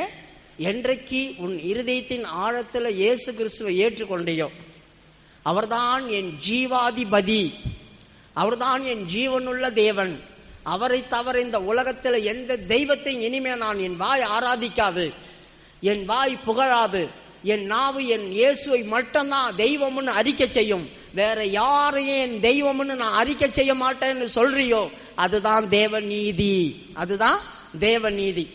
அந்த நீதிமான் மரிக்கிறான் அப்படி சொன்னாங்க, நரகத்துக்கு போக மாட்டான். யாரா இருக்கட்டும், அந்த நீதிமான் மரிக்கிறான், அவன் நரகத்துக்கு போக மாட்டான். ஏன்னா முழுக்க முழுக்க இயேசு கிறிஸ்து அவன் இருதயத்துக்குள்ள வந்துட்டார். அவன் இருதயத்துக்குள்ள இயேசு இருக்கிறபடினால் அவன் நீதிமான் மரிக்கிறது போல மரிப்பானாக. இரண்டாவது, இருதயத்தில் ஏற்றுக்கொண்டான். இப்ப அவன் தெய்வத்துக்கு தன்னை ஒப்பு கொடுத்து ஞானஸ்தானம் எடுக்கிறான். ஆண்டவர் சொல்றார், ஞானஸ்தானம் கொடுக்க போது இப்பொழுது இந்த நீதியை செய்ய இடம் கொடு. இவையெல்லாம் தேவ நீதியை நிறைவேற்றுவது நம்ம ஏற்றதா இருக்குது. அப்ப ஞானஸ்தானம் தேவ நீதிக்கு ஏற்றதா இருக்குது. அப்ப யாரெல்லாம் ஞானஸ்தானம் எடுக்கிறாங்களோ அவங்க தேவ நீதிக்கு உட்படுறாங்க. நீதிமான் மரிக்கிறது போல நான் மரிப்பேனாக. பரிசுத்த ஆவி அது நீதிக்கு ஏற்றதா இருக்குது. அப்போ இந்த வார்த்தையை நீங்கள் பெறுவீர்கள். பிதாவுடைய வாக்குத்தத்தம் அது நீதி. ஏன்னா பிதா நீதியின் தேவனா இருக்கிறார். அவர் நீதி உள்ள நியாயாதிபதியா இருக்கிறார். அந்த நீதி நமக்குள்ள வருது. தேவனே நமக்குள்ள வந்துட்டார். இப்ப தேவனே நமக்குள்ள வந்துட்டார்னா நாம் நீதிமானா மாற்றப்படுறோம். இந்த உலகத்தில் நிறைய விஷயங்களை நம்ம விட்டுறதுனால நாம் தேவனுக்கு தொண்டு செய்கிறோம். தேவ சித்தம் தேவ நீதியா எண்ணப்படும். இப்ப ஆண்டவர் ஆபிரகாம் கிட்ட சொல்றார், உன் மகனை கொண்டு வந்து பலி செலுத்து. அவன் செலுத்த போனான். கிரியையில, விசுவாசத்தினாலா இல்ல நீதியினாலா? கிரியையினாலா. எதனால அவன் நீதிமான் என்று எண்ணப்பட்டான் அப்படி சொல்லி யாக்கோபுல ஒரு வசனம் இருக்குது. அப்ப விசுவாசத்தினாலா நீதியினாலா? எதனால அவன் கிரியையினாலா? எதனால அவன் நீதிமானாக்கப்பட்டான்? அவன் கிறிஸ்துவின் சிநேகிதன் எண்ணப்பட்டான். அப்ப அவன் கிரியையினால அவன் நீதிமான் ஆக்கப்பட்டான். யாக்கோபுடைய புஸ்தகம் 2வது அதிகாரத்தில் 3வது அதிகாரத்தில் இருக்கும். 2:21.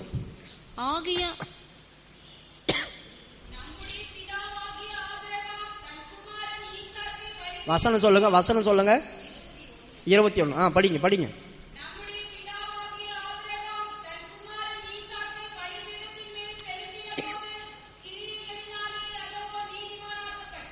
கிரிகையினால நீதிமானாக்கப்பட்டான். இந்த கிரிகைன்னு சொல்றது என்ன? ஆண்டவருக்காக நம்ம படுற பிரயாசம், ஆண்டவருக்காக நம்ம படுற காரியங்கள். ஞானஸ்தானம் எடுக்கிறோம், பரிசுத்தாவின் அபிஷேகம் பெற்றுக்கிறோம், கர்த்தரை ஏத்துக்கிட்டோம், ஆண்டவருக்காக சில காரியங்களை செய்கிறோம், தியாகம் பண்றோம். இதெல்லாம் நீதியில உட்பட்ட காரியங்கள். நீ எதெல்லாம் ஆண்டவருக்காக செய்றியோ, நீ 10 ரூபாய் காணிக்க கொடுத்தாலும் ஆண்டவருக்கு நீதி செய்யற, அதெல்லாம் நீதி தான். அந்த நீதியின் கிரியில தான் அது வரும். ஏன்னா நீ கர்த்தருக்காக பிரயாசப்படுற, கடவுளுக்கு கொடுக்கணுன்ற. இல்ல ஆண்டவருடைய வீட்டுல வந்து ஒரு கள்ளத்துக்கு அப்படி போட்ட, ஒரு பாயை மடிச்சு வச்ச, இது கர்த்தருக்காக நீ செய்த, எந்த மனுஷனுக்காகவும் செய்யல, அது நீதியின் லிஸ்ட்ல வரும். ஏன்னா நான் ஆண்டவருக்காக செய்தேன். அப்ப விசுவாசத்தினால தானே அவன் செய்தான்ல. விசுவாசத்தினால செய்தானோ இல்லையோ, அவன் நீதி விளங்கும்படியா கிரிகையில கொண்டு வரான். நான் ஆண்டவர் மேல விசுவாசமா இருக்கிறேன், நான் ஆண்டவர் மேல அன்பா இருக்கிறேன்னு எந்த கிரியும் உனக்கிட்ட இல்லைன்னா நீதிமானா நீ மாற முடியாது. நீதிமானா நீ மாற முடியாது. நாங்கெல்லாம் அந்த ட்ரைனிங்ல மண் அள்ளி கொட்டிகிட்டே இருக்கிறோம். மண் அள்ளி கொட்டிட்டு இருக்கிற நேரத்தில் திடீர்னு பாஸ்டர் சத்யநேசன் அங்கே இருக்கார், ட்ரைனிங் எங்களை நடத்துறவர். அவர் வந்தார். கடகடன்னு ஒரு பிரதர் கிட்ட வந்து அந்த சட்டியை புடுங்கினார். பாஸ்டர் கொட்டா கொட்டா சாத்தானே கொடா அப்படி சொல்லி வாரு ஹல் ஹல் ஹல்னு தூக்கி போட்டார். தூக்கி போட்டு மட்டும் சொன்னார், உங்களுக்கு மட்டும்தான் வரணுமா, எனக்கும் வரணும் கர்த்தருடைய ஆசீர்வாதம் அப்படி சொல்லிட்டு போனார்.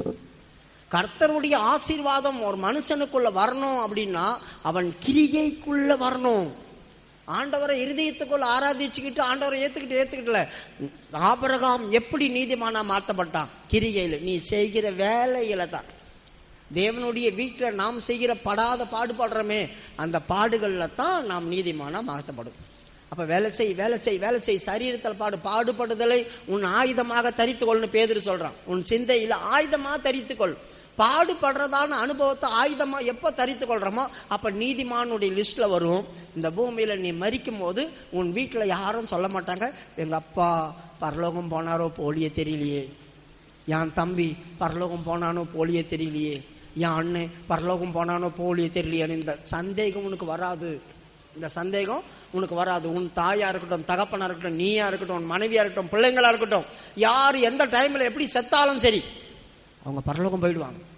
அவங்க பரலோகம் போவாங்க. இந்த கிருபையின் காலம் வரையிலும், கிருபையின் காலம் இருக்கும் வரையிலும் யாரெல்லாம் அந்த நீதிக்கு உட்படுறாங்களோ, யாரெல்லாம் அந்த நீதிக்கு உட்படுறாங்களோ அந்த நீதிமான்கள் அத்தனை பேர். அதனால தான் நீதிமான் சாகிறது போல நானும் சாகணும். கடவுளுக்காக எதனா வேலை செய்துட்டு சாகணும், கடவுளுக்காக. ஏன்னா இவங்க கூட்டத்தில் யாருன்னா செத்தா அவங்க நரகத்துக்கு போக மாட்டாங்கன்னு பிள்ளையோமுக்கு தெரியுது. இப்ப படிங்க மறுபடியும் அந்த வசனம், 10வது வசனம். யாக்கோபின் தூளை எண்ணத்தக்கவன் யார்? இஸ்ரவேலின் காற்பங்கை எண்ணுகிறவன் யார்? நீதிமான் மரிப்பது போல் நான் மரிப்பேனாக, என் முடிவு அவன் முடிவு போல் இருப்பதாக. எப்படி சொல்றான் பாத்தீங்களா? என் முடிவு அவன் முடிவை போல இருக்கணும். நான் அப்படி இப்படி செத்துறக்கூடாது. என் முடிவு அவன் முடிவை போல இருக்கணும். அவன் எப்படி சாவறானோ. பிரியமானவர்களே, இயேசு கிறிஸ்துவை என்றைக்கு ஏற்றுக்கொண்டாயோ, ஆண்டவரே உன்னை அடிச்சு கொண்டாலும் சரி, ஆண்டவரே உன்னை அடிச்சு கொண்டாலும் சரி, ஆண்டவரே உன்னை கொண்டாலும் சரி, ஆனா உன் முடிவு யாக்கோபுக்குள்ளதான் இருக்கணும். உன் முடிவு. அது எப்படிங்க, ஆண்டவர் தானே அடிச்சு கொண்டார், அப்ப நரகத்தில் தான் போய் போடுவாரு? ஆண்டவர் அடிச்சு கொண்டார் நரகத்தில் போட்டாருன்னு இருக்குதா? ஆண்டவர் சொல்றாரு யூதாவுடைய புஸ்தகம் 5வது, நீங்கள் முன்னமே அறிந்திருந்தாலும் நான் உங்களுக்கு சொல்லுகிறது என்னவென்றால், ஆண்டவர் எகிப்திலிருந்து ஜனங்களை ரட்சித்து வெளியே கொண்டு வந்தார், பின்பு விசுவாசியாதவர்களை அழித்தார் அப்படி சொல்லி இருக்குது. விசுவாசியாதல் அவரை கொண்டு போட்டார், கொண்டு வந்தார். ஆண்டவர் தான் வெளியே கொண்டு வந்தார். ஆனா விசுவாசியாதவர்களை அழிச்சு போட்டார். அப்ப விசுவாசிக்காதவங்களாம் செத்துட்டாங்களே, எகிப்திலிருந்து வெளியே வந்தவங்க விசுவாசிகளாம் செத்துட்டாங்களே. செத்த உடனே என்னாச்சு? அப்போ அவங்க நரகத்துக்கு போயிட்டாங்களா? அவங்களாம் அவங்க நரகத்துக்கு போனாங்கன்னு இதில் சொல்லலையே. ஆண்டவர் ஏன் அழிக்கிறார், ஏன் அடித்தார்? மற்றவங்களை திருத்துறதுக்காக. அதனால்தான் எபிரேயருடைய புஸ்தகம் 3வது அதிகாரத்தில் அவர்கள் வனாந்தரத்தில் அழித்து உனக்கு சிஷ்டாந்தமாய் வைத்திருக்கிறார்னு பவுல் சொல்றான். எபிரேயருடைய 3வது அதிகாரம். அவர்கள் ஆண்டவரை சோதித்து வனாந்தரத்தில் அழிந்து போனார்கள், இந்த நாள் வரையிலும் அவர்களே சிஷ்டாந்தமாய் நமக்கு வைக்கப்பட்டிருக்கிறது அப்படி சொல்லியிருக்கோம். 8வது வசனம் 3:8. வனாந்தரத்திலே கோபமூட்டின போதும் சோதனை நாளிலும் நடந்தது போல உங்கள் இருதயங்களை கடினப்படுத்தாதிருங்கள். அங்கே உங்கள் பிதாக்கள் என்னை சோதித்து என்னை பரீட்சை பார்த்து 40 வருஷ காலம் என் கிரியைகளை கண்டார்கள். பாத்தீங்களா, 40 வருஷமா சோதித்தார், பாதி பேர் அழிச்சுட்டே வந்தார். எதுக்காக? உங்களுக்கு சிஷ்டாந்தமாய் வைக்கப்பட்டிருக்குன்னா அடையாளம், ஆண்டவர் அழிச்சிருவார். ஆனா நான் நரகத்துக்கு போக மாட்டேன், ஆண்டவர் கையில செத்தாலும் பரவாயில்ல. அதனால தான் தாவீது சொல்ல, உம்முடைய கரத்திலே விழுவேனாக.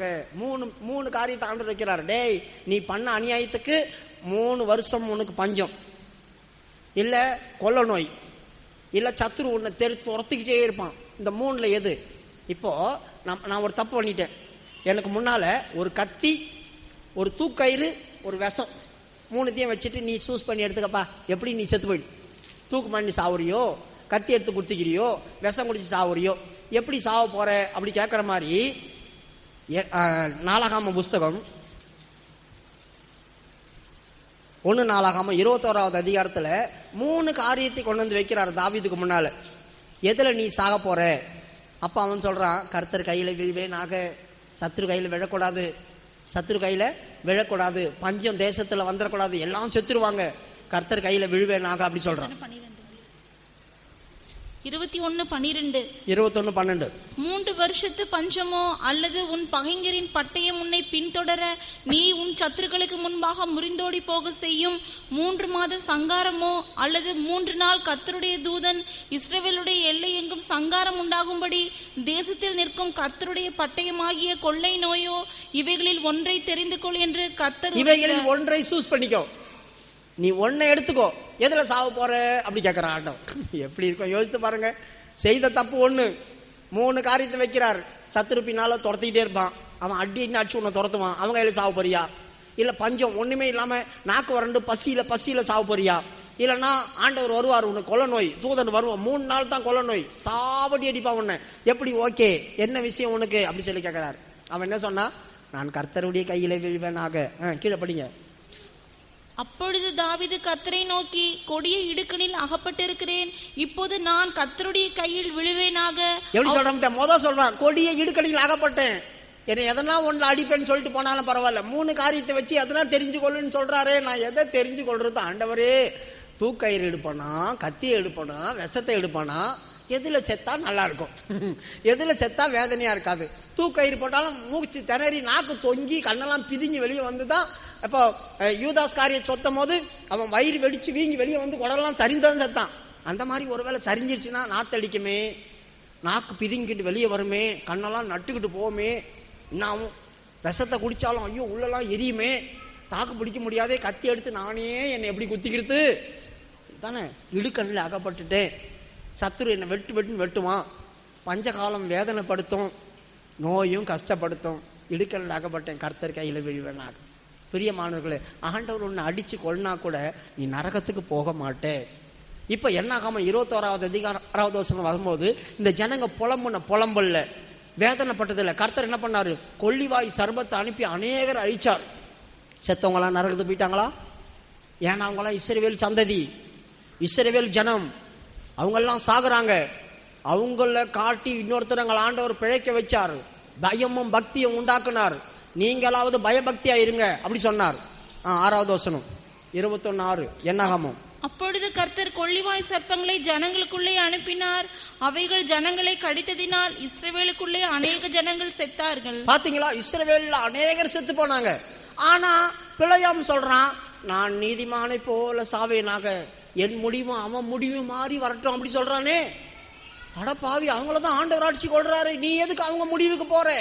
ஏன்னா அவங்க இடத்துல செத்தாதான் நான் பரலோகம் போக முடியும். அவங்கள மாதிரி செத்தாதான் பரலோகம். ஆண்டவர் அவங்களை அடிச்சாலும் அவங்க பக்கம் சேர்த்துக்குவார். எங்க அப்பா அவர், எங்க அப்பாவுக்கு பிடிக்காத காரியத்தை செய்தா எங்க அப்பா என்னை அடிப்பார், என்னை வீட்டை விட்டு துரத்த மாட்டார், என்னை வீட்டை விட்டு துரத்த மாட்டார். பிரியமானவர்களை, இந்த வார்த்தைலாம் உங்களுக்கு ஒரு முழு நிச்சயம் வரணும். நீ செத்தாலும் நான் நரகம் கிடையாதுப்பா, தப்பிச்சா சாமி அப்படி சொல்லலாம். ஐயோ நான் செத்த நரகத்து போயிடணும், நான் செத்த நரகத்து போயிடணும்ன்ற எண்ணம் உங்களுக்கு இதோட முடிஞ்சிட்டோம். நீ விக்கிரக ஆராதனைக்கு போயிட்ட, அப்படி இல்லைன்னா வேத வசனத்தின்படி செய்யத்தகாத காரியங்களை நீ செய்தினா மரணத்துக்கு ஏதுவான பாவம்னு ஒன்று இருக்குது. உங்களுக்கு கர்த்தருக்கு சித்தமான அதை நான் சொல்லித்தரேன். அந்த மரணத்துக்கு ஏதுவான பாவங்கள் உங்களுக்கு வந்துடுச்சுனாக்கா உங்களுக்கு நரகம். அப்படி இல்லை, நான் துரோகம் பண்ணிட்டு ஆண்டவர் என்னை அடித்தார், இப்போ ஆக்சிடென்ட் ஆகி பாதியில் செத்து போகிறாங்க, ஆக்சிடென்ட் ஆகி பாதியில் செத்து போகிறாங்க, கிறிஸ்தவங்க தான். ஏன் ஆண்டவர் அவங்கள கொன்னார்? ஏன் ஆண்டவர் கொன்னார்? பீகாரில் ஒரு குடும்பத்தை கொளுத்தி கொன்னுட்டாங்க. ஏன் ஆண்டவர் அவங்கள விட்டுட்டார்? அந்த யாக்கோபை ஏரோது பட்டயத்தினால கொன்னான். ஏன் கர்த்தர் பாதி ஆயுசில் அவங்கள சாவடிச்சிட்டார்? ஏரோது கையில் கொடுத்துட்டாரு. ஸ்தேவானை கல் எறிஞ்சு கொன்னாங்க. ஏன் ஆண்டவர் ஸ்தேவானை சின்ன வயசுலேயே கொல்லட்டாங்களே? ஆனால் அவன் செத்து பரலோகம் தானே போனா. இதோ கர்த்தர் நிற்கிறார், ஆண்டவரை பார்க்குற வலது பரத்தில் நிற்கிறார். நான் போறேன்ல போனா, நான் போறேன்ல போறான். எந்த ஒரு மரணமோ ஆக்சிடென்டோ அதுவோ இதுவோ, சில பேருக்கு பரிபூர்ண ஆயுசு நாட்களில் மறிப்போம், சில பேர் ஆண்டவர் பாதியில் எடுக்க வேண்டியதா இருக்கும். எப்படி இருந்தாலும் நீ கிறிஸ்தவனா, நீ தேவனுடைய சமூகத்தில் வந்துட்டியா, முழு இருதயத்தோடு ஆண்டவர் ஆராதிருக்கியா, உனக்கு நரகம் இல்லை. அவ்வளோதான். பைபிளில் இருக்கிறதான காரியத்தை தான் நான் சொல்கிறேன், நான் இஷ்டத்துக்கு சொல்லலை. அப்போ ஆபிரகாமுடைய கதை என்ன? ஆபிரகாமை சில பேர் ஆண்டவர் பூர்ண ஆயுசு வரைக்கும் கொண்டு போவார். ஆதியாகமம் புஸ்தகம் 15வது அதிகாரம் 15வது வசனத்தில் ஆண்டவர் சொல்றார், நீ பூர்ண ஆயுசில் மரிப்பாய். சில பேருக்கு பூர்ண ஆயுசு கிடைக்கும், வயசான வரைக்கும் இருப்பாங்க, வயசான வரைக்கும் முதிர் வயதில் சாவுவாங்க, 100 வயசுக்கு மேலே போவோம். சிலருக்கு பாதி வயசுல செத்து போயிடுவாங்க.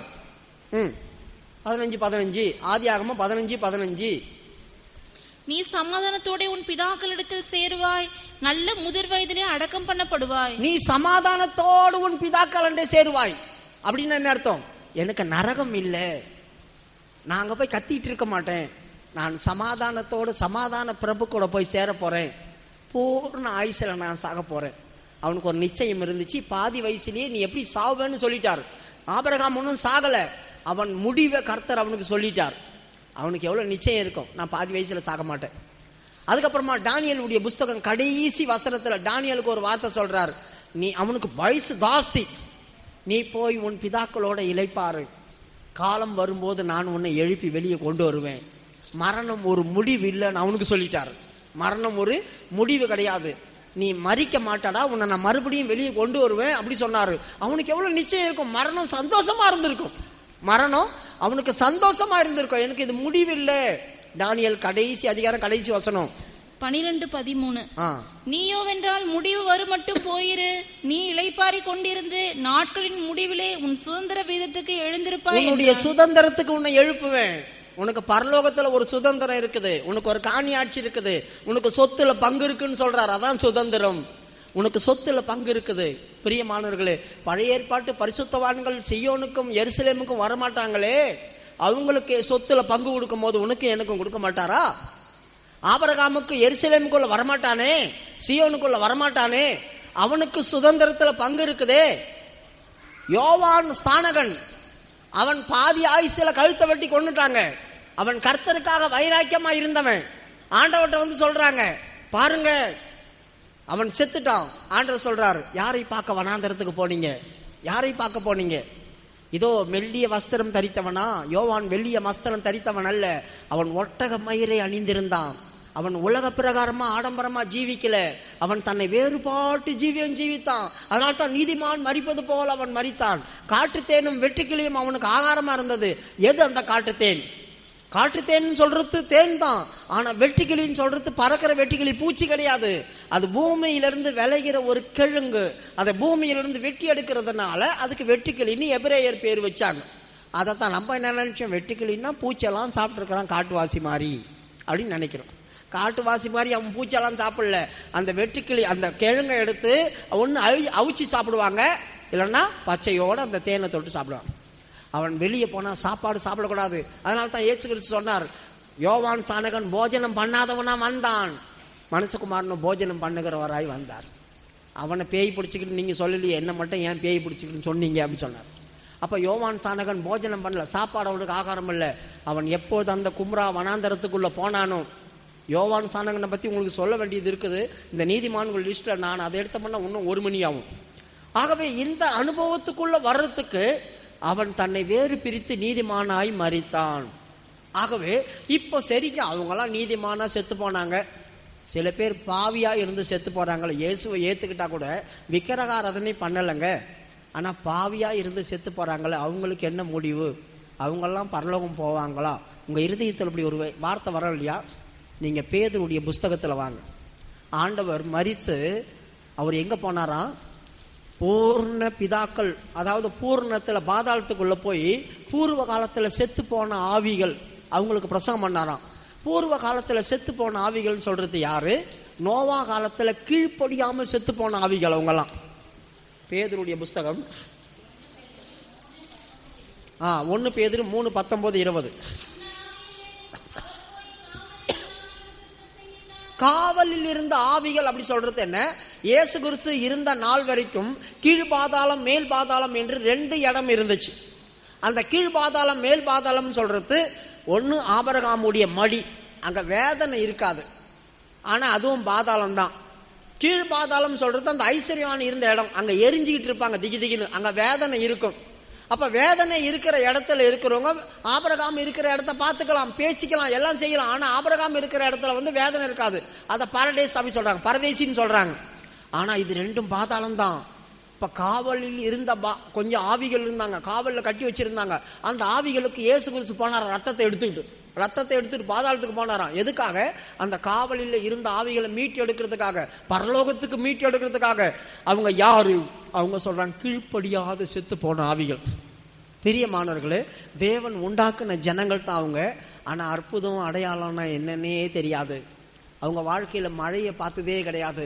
அவங்க வாழ்க்கையில் மழைன்னா என்னன்னு தெரியாது. இப்போ அவன் சொல்றான் மழை வரும் மழை வரும் மழை வரும்னு சொல்றான். எங்கேயா மழை வரும்? வானத்திலேருந்து எங்கன்னா தண்ணி ஊற்றுமா? அவங்க அதெல்லாம் கண்டதில்லை. தேவனுடைய ஒரு கிரிகையும் பார்க்காத ஜனங்க. அதனால் அவங்க கீழ்ப்படியாமல் செத்து போயிட்டாங்க. அதனால தான் ஒரு மனுஷன் கிரிகையை பார்த்துட்டான் அப்படின்னா அவன் பயந்துருவான்.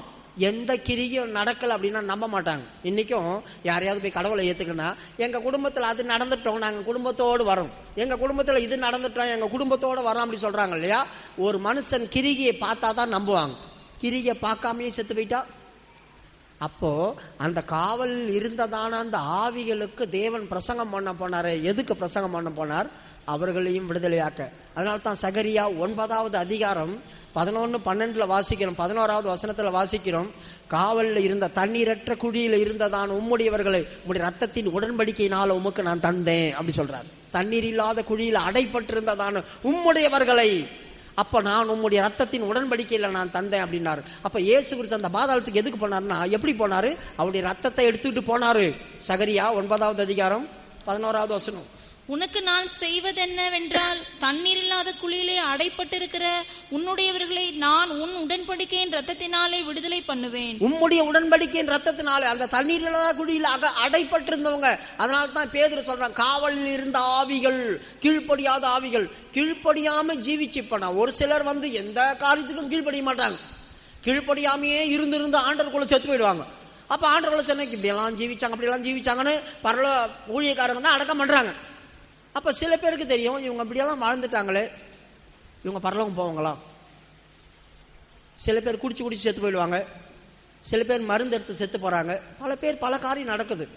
என் பிதாவின் வீட்டில் அநேக வாசஸ்தலம் இருக்குன்னு ஆண்டவர் சொல்றாருல, அதில் எதனா ஒன்று உனக்கு தருவார். அதில் எதனா ஒன்று உனக்கு தருவார். ஜீவிக்கிறவனுக்கு ஏற்றதான அங்கே கிடைக்கும். எனக்கு இப்போ நான் ஏர்போர்ட்டில் வேலை செய்கிறதுக்காக படிக்கிறேன், ரயில்வேல வேலை செய்கிறதுக்காக படிக்கிறேன். என் படிப்புக்கு ஏற்ற வேலை எனக்கு கொடுப்பாங்க கவர்மெண்ட்டு. அதை போல் பரலோக அரசாங்கமும் உன் ஜீவியத்துக்கு ஏற்ற ஒரு இடத்த உனக்கு தரும். நீ நரகத்துக்கு தப்புவே. இப்பா இனிமே பயமேலடா சாமி, என்ன ஒன்றா பண்ணிக்கலாம்னு போய் அக்கிரமத்தை பாவத்தையும் பண்ணாதீங்க. பரணமே இல்லை, நரகமே இல்லை, என்ன ஒன்றா பண்ணிக்கலாம், அக்கிரமம் பண்ணிக்கலாம். கீழ்ப்படியாதவங்களுக்கே பரலோகம் கிடச்சிதுன்னா நம்ம பண்ணு அப்படின்னு போய் பண்ணிடாதீங்க. ரோமருடைய புஸ்தகம் 7வது அதிகாரம் 1வது வசனத்தில் கிருபை கிடைக்குதுன்னு பாவம் செய்யலாமா அப்படின்னு கேட்குறான். கிருபை கிடைக்குதுன்னு பாவம் செய்யலாமா? 6:1.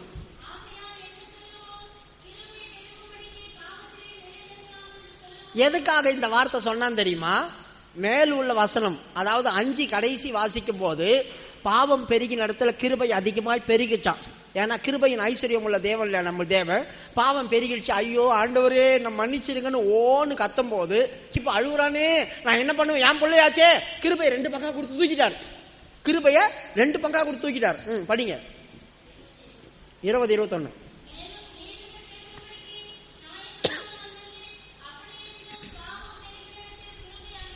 பாவம் நிறைய பெருகி போச்சு, வேற வழி இல்லை. ஆனா நான் சாகும் போது பயமா இருக்குது, நரகத்துக்கு போயிடுவோம், பாவம் பண்ணிட்டேன்னு ஆண்டவரே இறங்கப்பா, ஐயோ நான் பாவம் பண்ணிட்டேன்னு அழுவும் போது கர்த்தர் பாக்குறாரு, என்ன பண்றது, என் பிள்ளையாச்சே, நான் ரத்தத்தினால மீட்டு எடுத்துட்டேன்னு என்ன பண்றது, சரி 2 பங்கு கிருபை தரப்போ, எல்லாருக்கும் 1 பங்குன்னா 2 பங்கு மனம் கசந்து அழுவுறவங்களுக்கு, மனம் கசந்து அழுதால 2 பங்கு கிருபை தந்துட்டேன். அப்ப நான் பாவம் செய்தான் அவனை நரகத்துக்கு போடுங்க அப்படி நம்ம தான் நியாயம் தீர்த்திருப்போம். ஆண்டவர் பாப்பா 2 பங்கு கிருபை கொடுத்து தூக்கிடுவாரு. நம்ம பரலோகத்துக்கு போனா சி இவெல்லாம் இங்க வந்துட்டானா, இவனா இங்க இருக்கிறான், அப்படி நம்ம ஆச்சரியமா இருக்கும். உன் நினைவுகள் என் நினைவுகள் இல்லையே அப்படி சொல்றாரு ஆண்டவர். நம்ம நினைப்போம் இவெல்லாம் நிச்சயமா நரகத்துக்கு தான் போவான், நம்ம நியாயம் தீர்த்திருப்போம். நீ நினைச்சிட்டு போ, என் நினைவு வேற. வானத்துக்கும் பூமிக்கு எவ்வளவு உயரமுக்கு அவ்வளவு இருக்கடா எனக்கு நினைவு, நீ என்னத்த நினைக்கிற அப்படி சொல்லுவார் ஆண்டவர். டப்புன்னு தூக்கி 2 கிருபை தந்து தூக்கிடுவார். இப்ப கிருபை 2 பங்கம் கிடைக்குதுன்னு வச்சுக்கிட்டு 2 பங்கு தான் கிருபை கிடைக்குது, இன்னும் கூட கொஞ்சம் பாவம் செய்யலாமா? அதான் கீழே சொல்றாரு, கிருபை நிறைய கிடைக்குதுன்னு இன்னும் பாவத்தில் நினைச்சு நிக்கலாம்னு நினைக்கிறீங்களா? மகனை குத்துவ மூஞ்சிடி என்றார். கீழே படிக்க.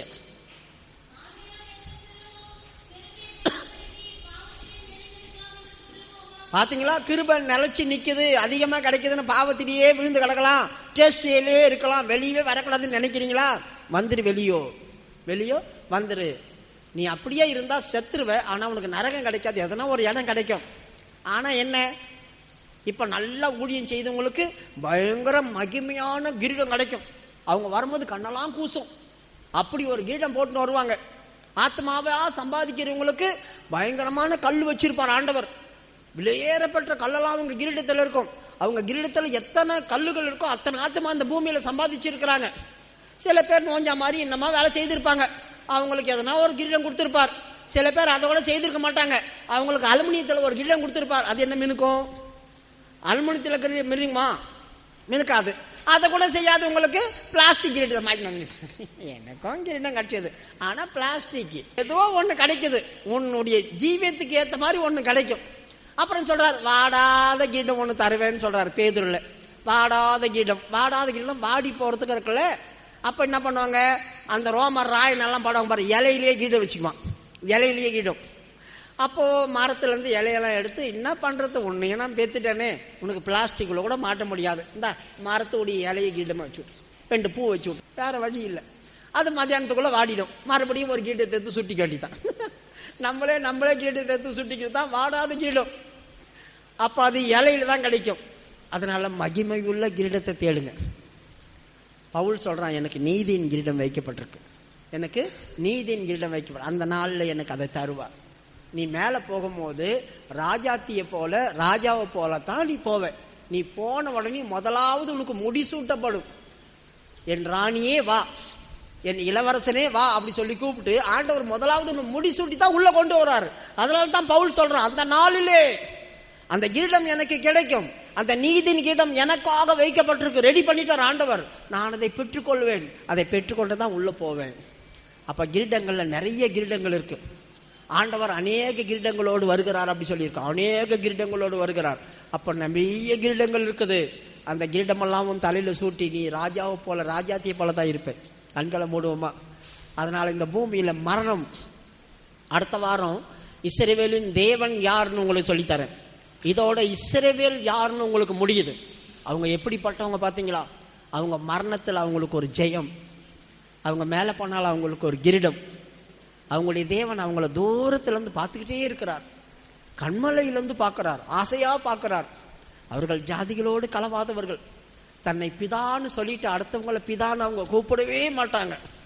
அவருக்கு அப்பா ஒரே ஒரு அப்பா தான், அதான் இயேசு கிறிஸ்து. அந்த அப்பாவை அவங்க மறுதளிக்கவே மாட்டாங்க.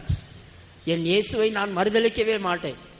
நான் வெளியே எப்படி இருக்கணும், என் உள்ளத்தில் என் தேவன் என் இயேசு அப்படி சொல்கிறாங்க. அப்படிப்பட்டவங்களுக்கு இந்த பூமியில் எப்படி மரணம் வந்தாலும் பரலோகம், எப்படிப்பட்ட இடத்துல இருந்தாலும் பரலோகம். தைரியமாக இருங்க. உங்கள் குடும்பத்தில் எத்தனை பேர் செத்து போயிருந்தாலும் அவர்கள் இயேசுவை மனதார ஏற்றுக்கொண்டிருந்து அவரை உள்ளத்தில் ஆராதிச்சிட்டு இருந்தாலும் அவங்க எப்படி செத்திருந்தாலும் அங்கே போயிடுவாங்க. கிருபையின் காலம், கிருபையின் காலம். இந்த கிருபையின் காலம் முடிகிற வரைக்கும் நீதிமான் மரிக்கிறது போல தான் அந்த பூமியில் ஒவ்வொரு கிறிஸ்தவனும் மரிப்பான். அவனுடைய மரணம் என் முடிவை போல இருப்பதாக, அவன் முடிவும் என் முடிவும் அவன் முடிவை போல இருப்பதாகன்னு ஒரு தீர்க்கதரிசி சொல்றான், ஆசைப்படுறான். ஆண்டவரே, இவர்கள் முடிவு போல எனக்கு இருக்கட்டும். நம்முடைய மரணம் எல்லாம் சாதாரண மரணம் அல்ல. துக்கமே வர வேண்டாம். மரணம் என்று சொன்னா பயப்பட வேண்டாம். கர்த்தர் மகிமையான காரியத்தில் உன்னை முடிசூட்டி மகிமையில கொண்டு போய் சேர்ப்பார். கண்களை மூடுவோம். கர்த்தாவே, எவ்வளோ பெரிய பாக்கியத்தை எனக்கு தந்திருக்கிறேன். இந்த பாக்கியத்தை நீங்கள் அனுபவிக்கவே உங்களுக்கு கொடுத்து வச்சிருக்கணும்.